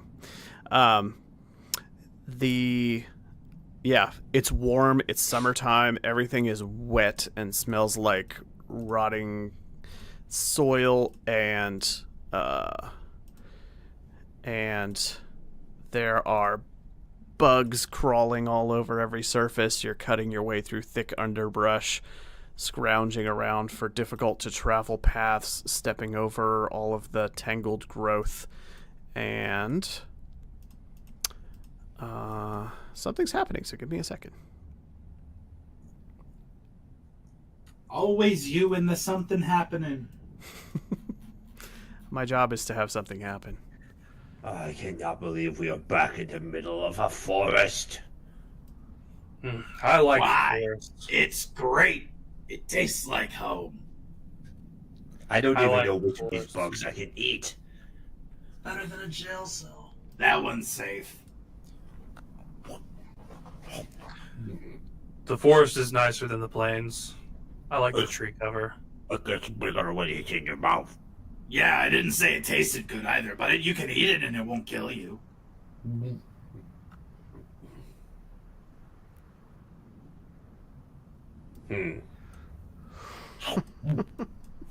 All right. This is Dog. interesting.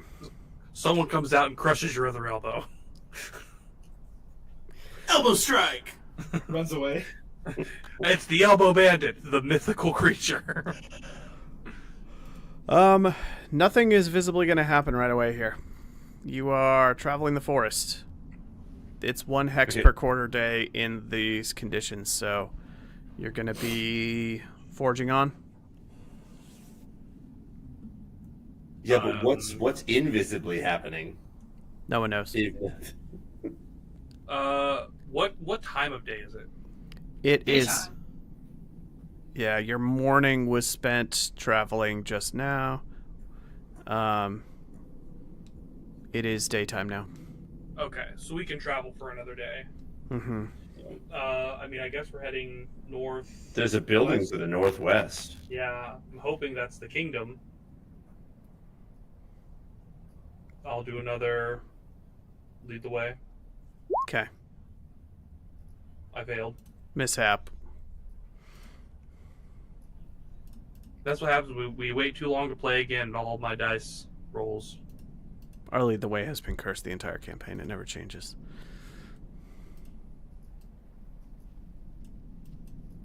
I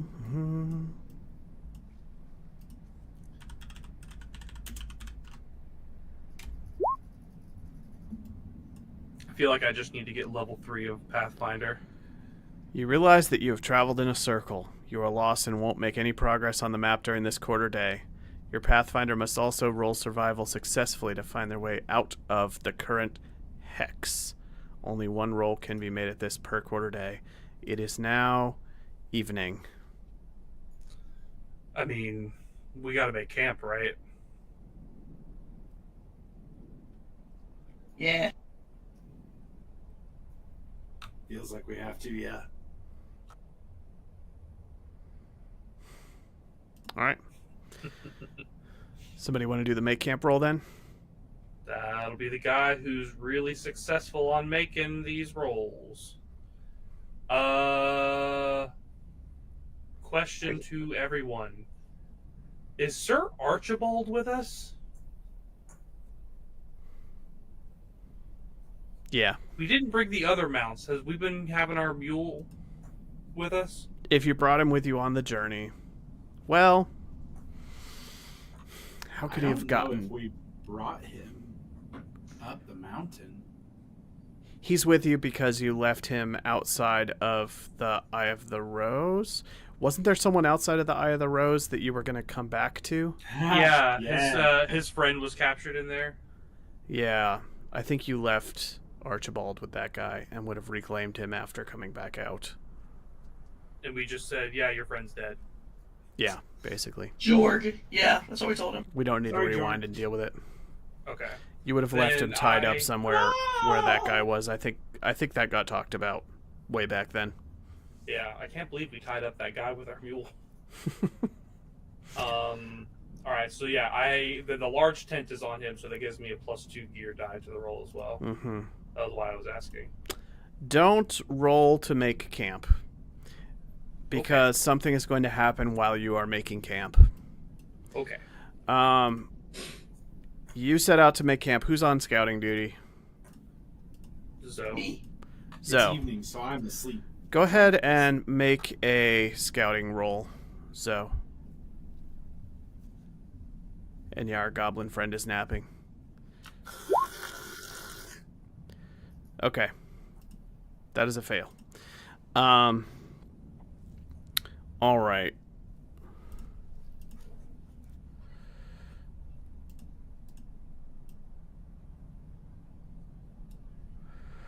Sorry, Ralgar. Should have let you scout.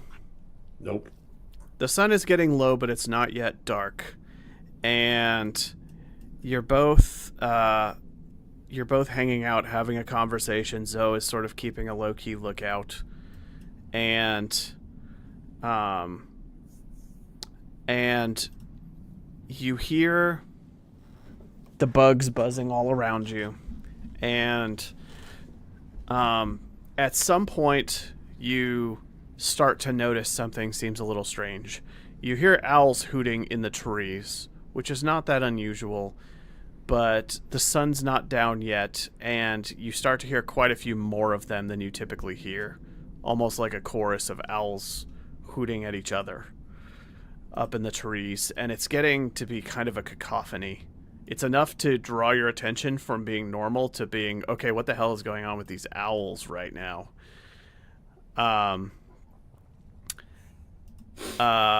Grunralk, you are asleep and you feel something moving against your back that startles you awake.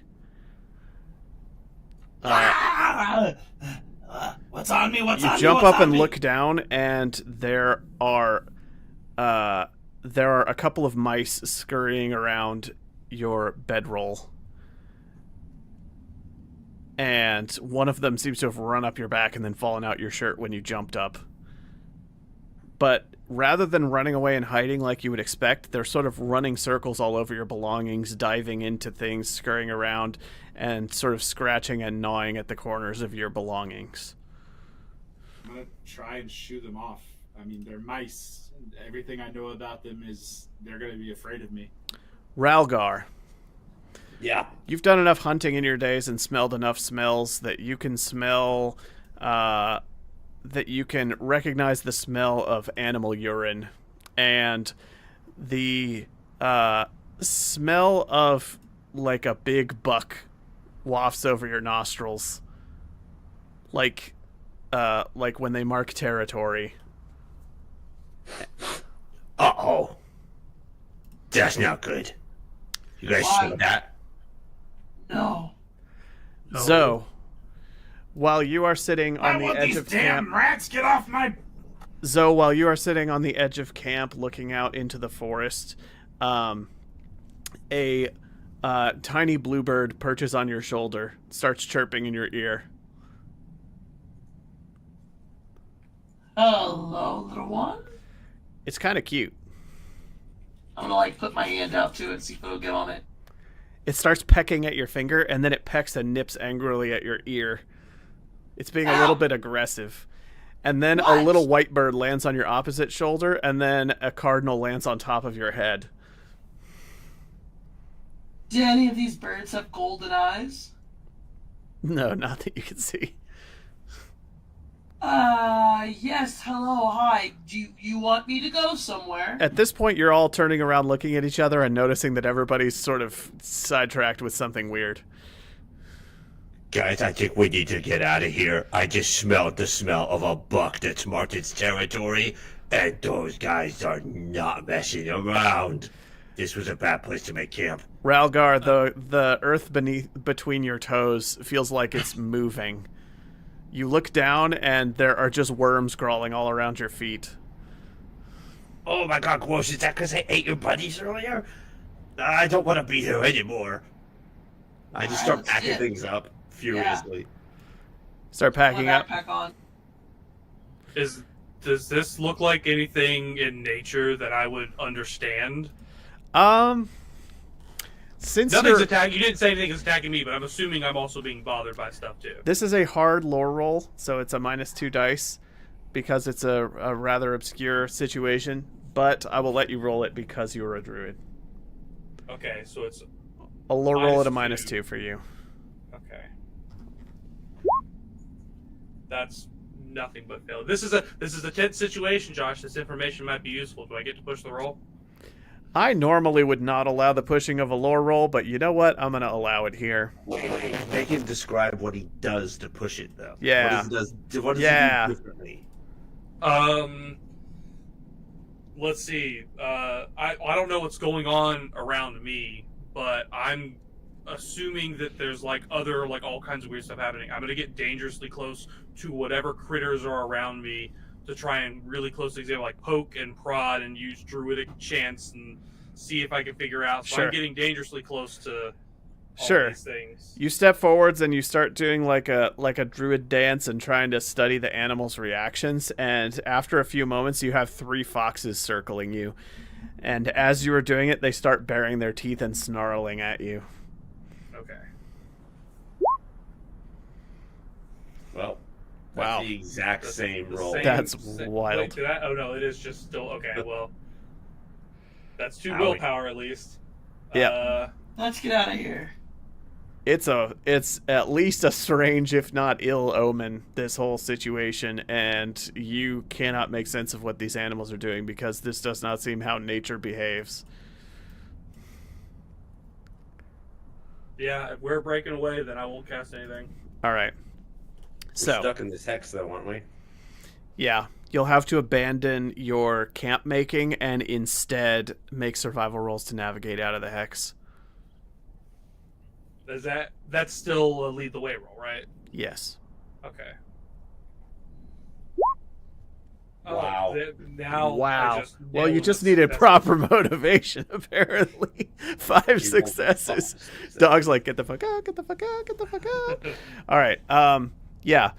As you break away from the camp, the animals that are just swarming around the area, birds are like dive bombing you, squirrels are jumping past you, and on your way away from the campsite, after you've made your way a little ways away, Ralgar, you catch another whiff and you turn and look over your shoulder and you see a huge, solid black, majestic looking buck with black eyes just up on a little hillock that is just staring at you.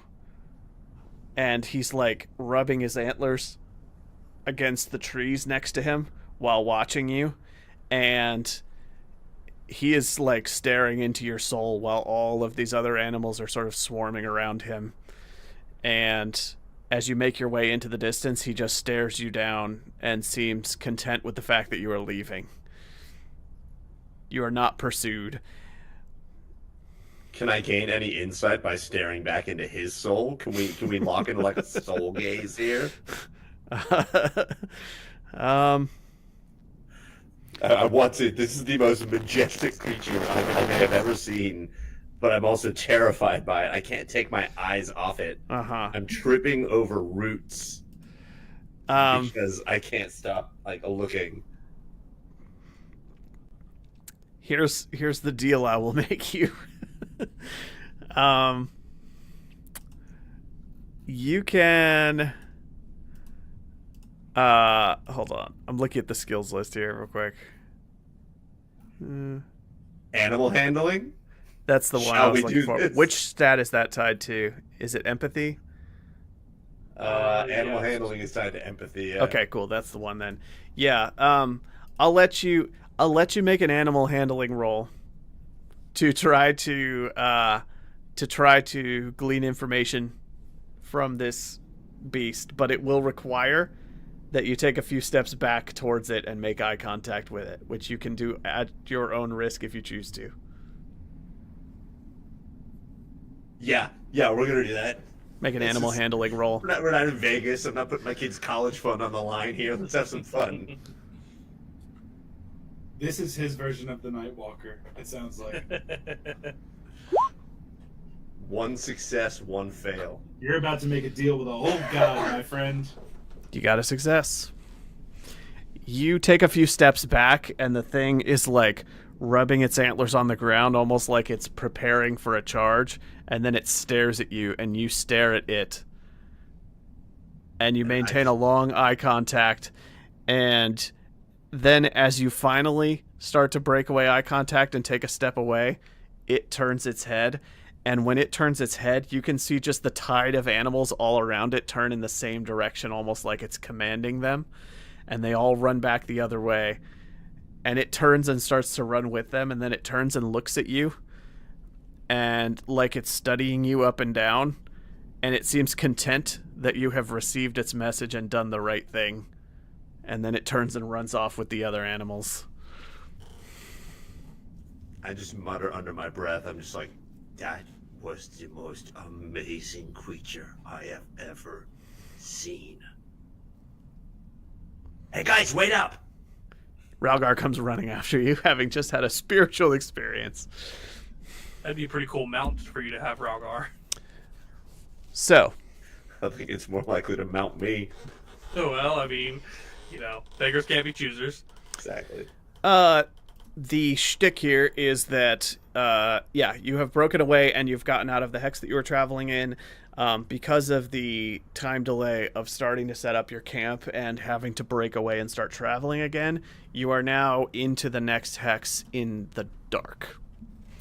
I'm going to make an encounter roll and reveal the next hex, and you are going to be entering into whatever happens in this hex in the dark, which is going to be a -2 on a lot of relevant skill rolls, unless you are a goblin named Grunralk, who is the Eyes of the Night.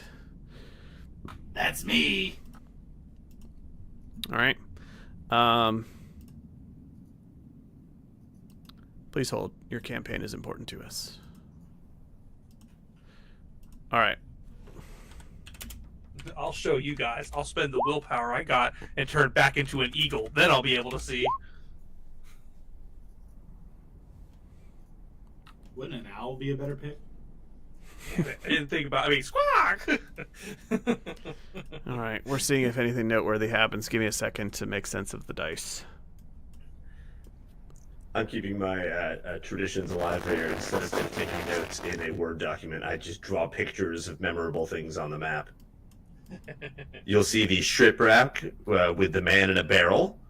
Now we have Magic Stag. I really like this magic stag. It's very ominous looking. Yeah.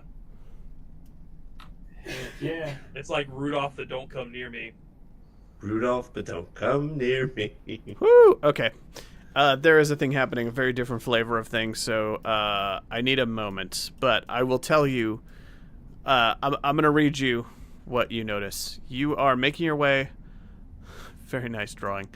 You are making your way up into the next hex. It is getting very dark, and you're still in thick, deep, dark forest.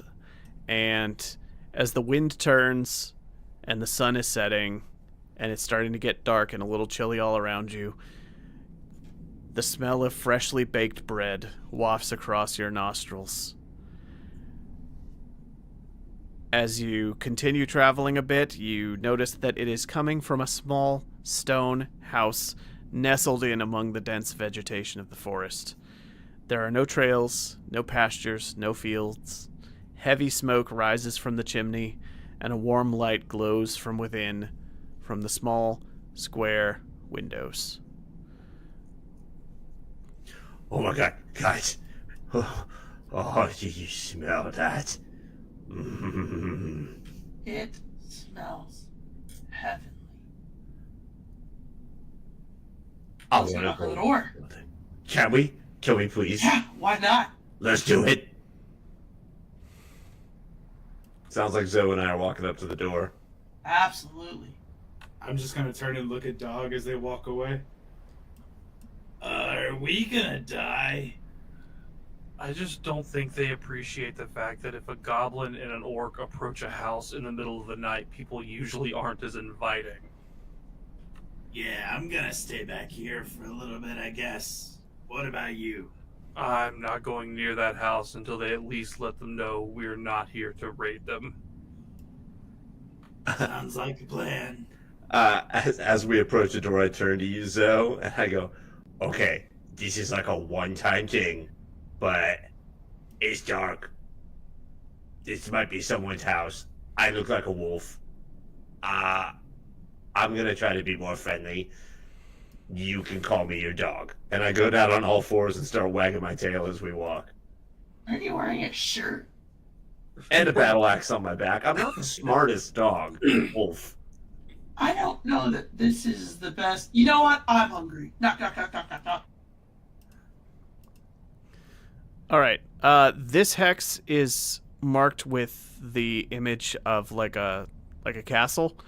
That is not what you were encountering here. Just inside the hex, near the outer border, after crossing in, you've encountered this small cottage. It's separate from the major site that is present in this hex. So, just clarifying.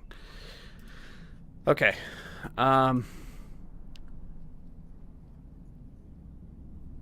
Okay.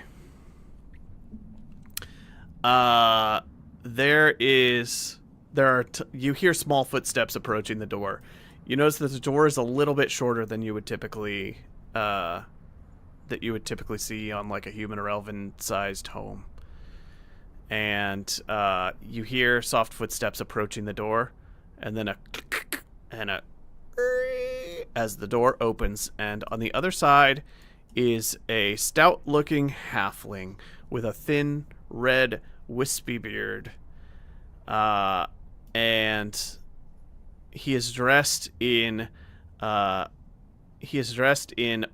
common cloth, but he's wearing a white apron and a white baker's hat. And he peers out and says, "Hello?" I don't suppose that you are making that incredibly delicious smelling bread. Oh, yes, I am. It smells heavenly. And I have not had anything that comes close to civilized food.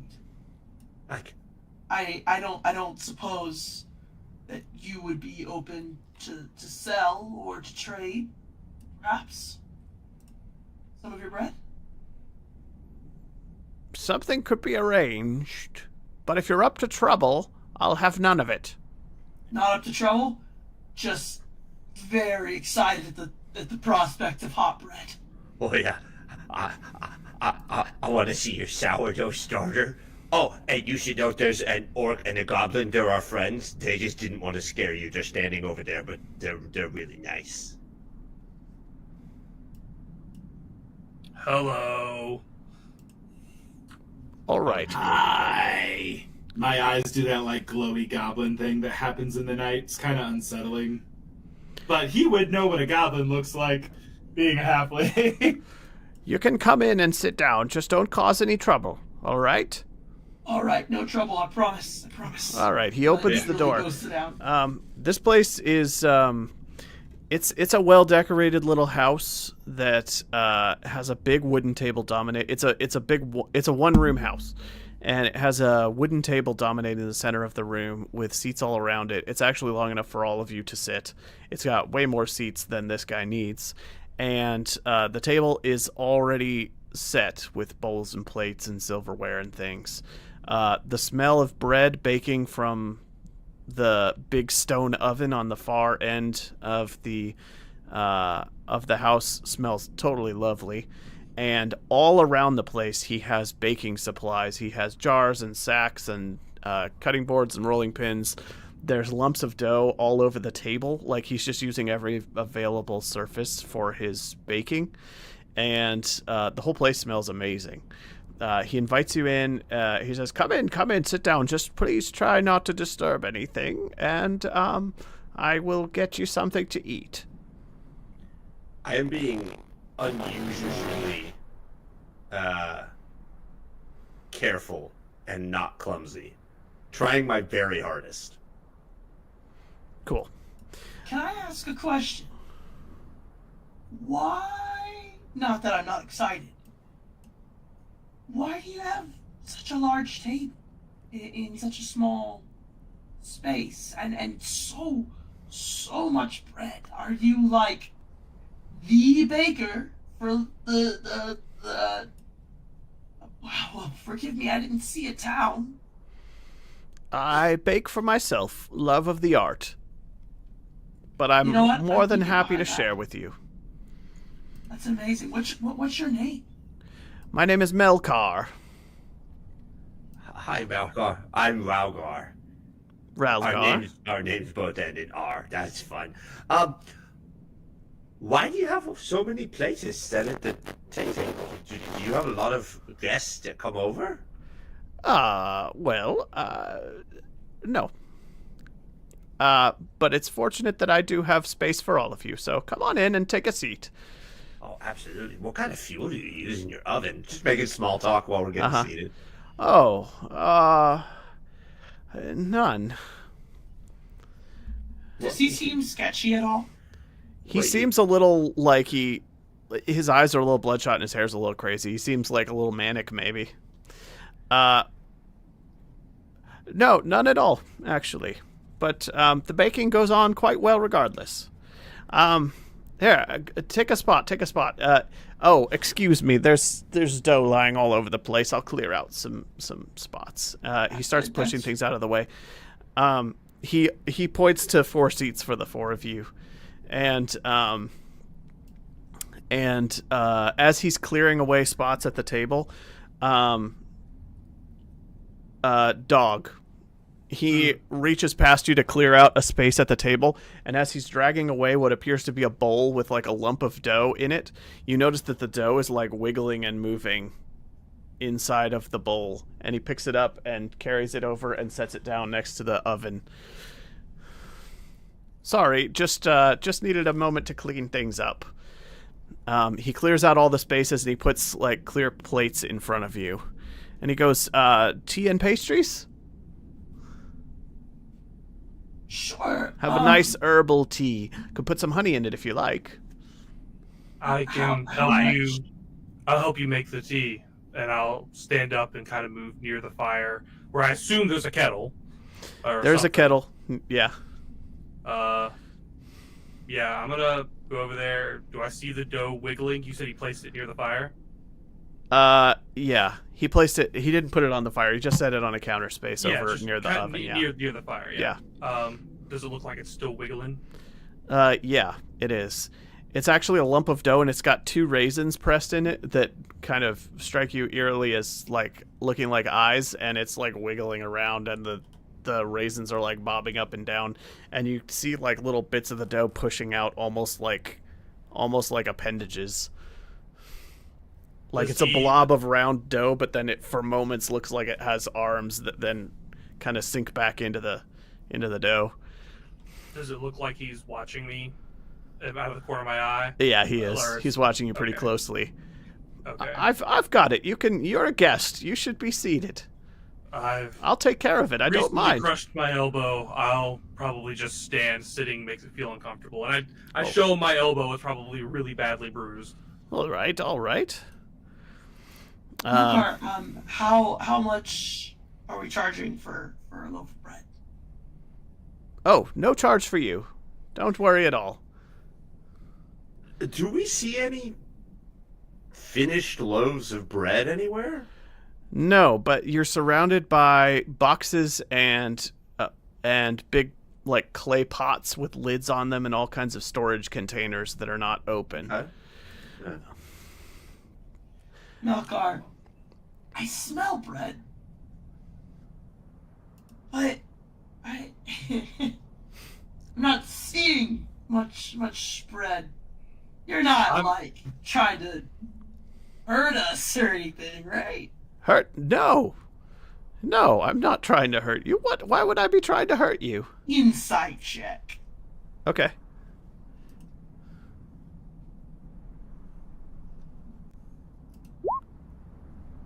Wow, he got 3 successes.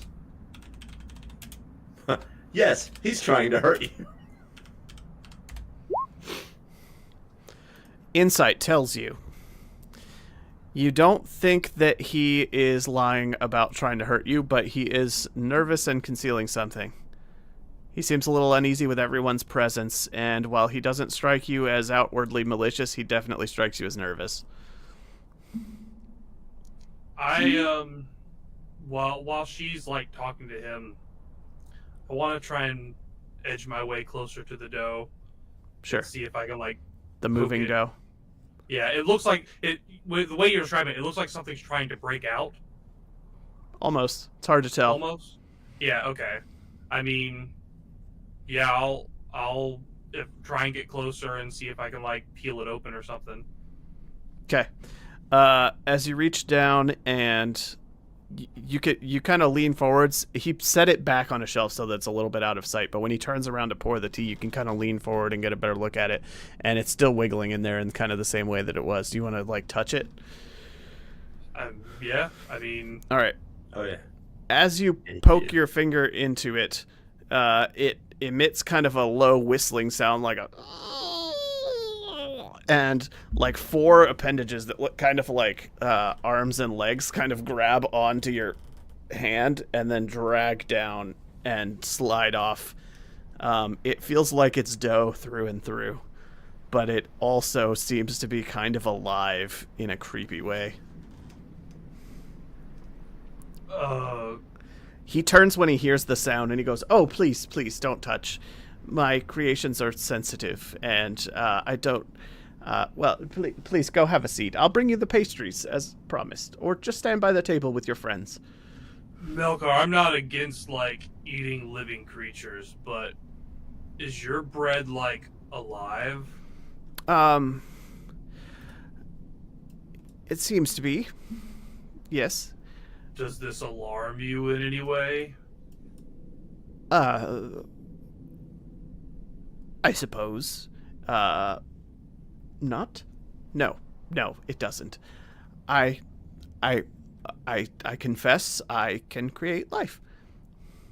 Would you like to have a seat or stand by the table with your friends? How are you creating life? It doesn't seem to be the standard kind of way. I giggle at that. Does it? Does it? No, I will be very blunt with you, as I see that you are a perceptive crew. I can create living things from bread, and I wish to be left alone to live in peace with my creations. Is the bread you're about to serve us alive? No. He reaches over for the tray of pastries and sets them on the table. They look like lovely pastries. He's got a big box of them set aside. Were they once alive? No. I assure you, no. These are perfectly ordinary pastries. I grab one and start chomping. I'm chomping on it. You're chomping on a pastry? I'm chomping it, and with a mouthful of crumbs falling out, I go, Malcar, oh my god. Oh my god. So, have your blood creatures ever hurt anyone? Oh, it's so good.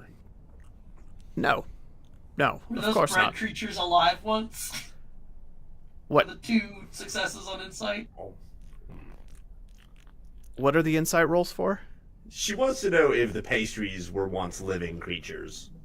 Insight won't tell you that, but they look totally inanimate, and Ralgar just ate one, and it tastes like honey and pistachios. Got another one. Yeah. There's like 12. Yes. I knew halflings were weird. I know this all seems a little unorthodox, but you see, I am simply enthusiastic about my craft and wish to pursue it in peace. I welcomed you into my home, and I wish not to be judged. Thank you. I'm not judging. There's no I just judgment. want to make sure I'm not eating what was once a living creature. Yeah, in all honesty, No. and I mean I'm into weird magic too, and our dog here, not me, the Wolfman, he kind of does some strange magics as well. We kind of just want to be absolutely sure that you're not going to do like they did in the old fairy tales, like turn us into bread and cook us and eat us. No, these pastries were made in a completely separate oven, and they have nothing to do with my experiments. I promise you they are perfectly ordinary pastries. That sounds like a good enough reason. Can I insight check that, Josh, before I eat a pastry? Yes. Well, I just say with more just crumbs falling out of my mouth here. Malcar, okay, you gotta know we're on our way to see this like guy that I think he's like royalty and he owes us some favor. You could sell these to this guy. Do you want me to like? Do you want to put a business together? Because these are so good. Oh, you speak of Duke Gottfried of the House of the Three Stars. His castle is just up the road, about a mile or two. No. I quite frankly, he is aware that I live out here, but my work does not concern him, and I would appreciate being left alone. I pay my taxes to him, just like anyone else living within the bounds of his duchy, and he respects my privacy and has been fair and just with me in our past dealings. Well, everyone, I feel like Melkar has been an incredible host, and he's offered up some pastries. I'm going to have a couple, and I'm not going to dig further into your business. Thank you. I thank you for respecting my privacy. May I ask where you might be headed? I'm afraid I don't have space to lodge you for the night. I was just gonna curl up in front of your fire, but we're going to see the Duke. Oh, you could get there with not too much trouble from here. I can even tell you the way. Would we get there just before dawn, or would it take us the night? Oh, it won't take you long at all. You can get there from, it's just a short hike if you know the way. Yeah, that would be There is an amazing. old road and a new road, and I will tell you the correct way to avoid any trouble out there. I am excellent at finding the path, so I will appreciate your directions. Have you explored like much of the area around where you live? Did you get out much? Well, I can't say that I have. This is not my native dwelling place. I came from a village some distance to the south of here, and decided to set out on my own. And I moved up here and built this little house for myself, and I've been quite happy and quite content since. But I can't say that I get much pleasure from wandering in the wilds, as I'm not much of a survivalist myself. I'd rather just be within these warm walls and keep to my business. The village wasn't Aylesbury by chance, was it? No, it was Pernty, the village of Pernty. I've never heard of that place before. Is it all halflings? Yes. Well, No follow-up questions, Your Honor. maybe we should, have our tea and head up to the castle before it gets much later. He tells you that I had to reference my notes. He tells you that Pernty is on the south side of Lake Varda. It's kind of on the border of the forests. On the south side of Lake Varda, so it's a few dozen miles south of here, on the other side of the mountains that you were recently in. Okay. Well, I've eaten about 4 pastries and had a glass of tea. I'm gonna pull out 5 copper, set it on the table. Thank you, Melkar. It was delicious. Of course. As he bows and smiles at you, and you as you are thanking him, one of the big clay pots behind you, you hear a sound from inside it, like a click click click sound, and then the whole pot kind of wobbles a little bit. What was that? Don't worry about it. It's fine. You should really probably just be on your way and tell the Duke that I send my regards, and we will all carry on about our business. It's not like someone here against their will, right? No. I'm gonna open the pot. I'm just terrified this is a Hansel and Gretel situation. Realistically, I imagine all of our pauses we're having in real life is all of us just staring at this guy for a very, very pregnant pause, and then just like, okay, now. Grunrock with no preamble turns and walks to the pot and reaches for the lid. Oh, wait! I would rather You pull the lid off of the pot. Inside, there's a little pastry person holding a tiny wooden spear with like a little iron tip on it, and he has like an angry face and angry eyebrows and little red glowing eyes that look like craisins, but with like a little kind of like a glow from within. So they're like little raisin eyes, but they have like a red glow from inside, and he is and it's in there hopping up and down and poking up in the air with its spear going... Are these demon patients? I like him! And I'm gonna kind of start to put my finger in and then realize that that's probably a really bad idea and pull my hand away. He'll straight up stab at your finger. You'll get pricked if you reach in that general direction. he comes stumbling past you and bumps a couple of pots, and you hear sounds from inside them as well. And he goes, settle down, settle down. Then he puts the lid back on, and he's like, look, I said that I want to be left alone with my creations, and that's what I want to do. Are you making an army of dough goblins? What are these things?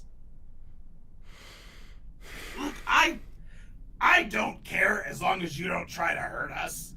I just am super confused. I've never met a halfling that makes dough monsters. I want one. Malcolm, you gotta let me have They're one. not for sale. They're not for sale. And I'm sorry. I'm afraid that you're asking too many questions, and I'm going to have to ask that you be on your way. Are these things demonic in any way? Like, are you asking him or are you asking me? yes, I'm asking both. Do I get a vibe that they're demonic? But then You can't ask both. You gotta be specific. No, I'm asking you. Do I like whenever with the one I interacted with, because it was alive? Mm-hmm. Did it seem like it have any kind of a presence or anything? But Dog does ask out loud, are these things possessed by demons or something? Demons? I've no reason to think that. And then from the pot that he just put the lid back on, you hear like a sound from inside that's just echoing out of the pot. That sounds... I love these things. Zoe would never steal one, but if Balas was here, Balas would take one of these. There would be, like 3 in her pockets. So while you all are continuing to ask him questions, I want to attempt to sneak and grab the bowl that Dog was poking at earlier and palm it into my pack. You want to try to do it without him noticing? Yep. We're about to get thrown out. Can I get an assist from anyone here? Is anyone going to distract him? If you sneak good enough, we might not even know what's happening. Well, I'm not going to sneak good enough. That's for damn sure. I'm mystified by the dough warrior.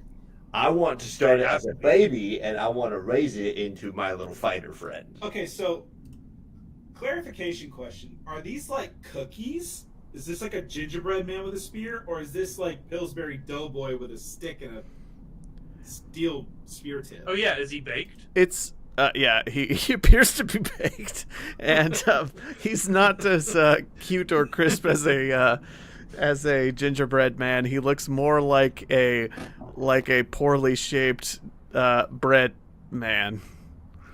Like someone took a bunch of baguettes and stuck them together. No, like he was shaped out of bread in a vaguely humanoid form and then got kind of bulbous and funny shaped while expanding and browning up and now has a weapon.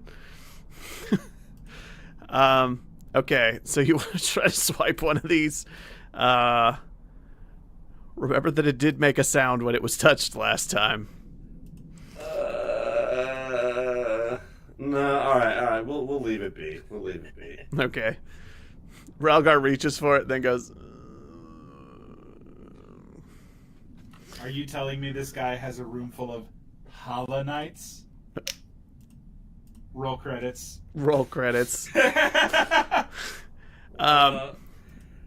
decided against it because I realized I might need his magic oven that doesn't need any fuel in order to actually bake it properly, and then I'll just be stuck with a bowl of wheezy, cute dough friend. I really want that bowl of dough friend. I must confess, you all have been staring at each other and not saying anything for the last 2.5 minutes, and it's making me a bit uncomfortable. So I would ask that you please kindly be on your way. I have given you food, I have given you tea, and I wish to be left alone to finish my work so that I can call it a night. I swear you're not summoning demons into these pastries. I don't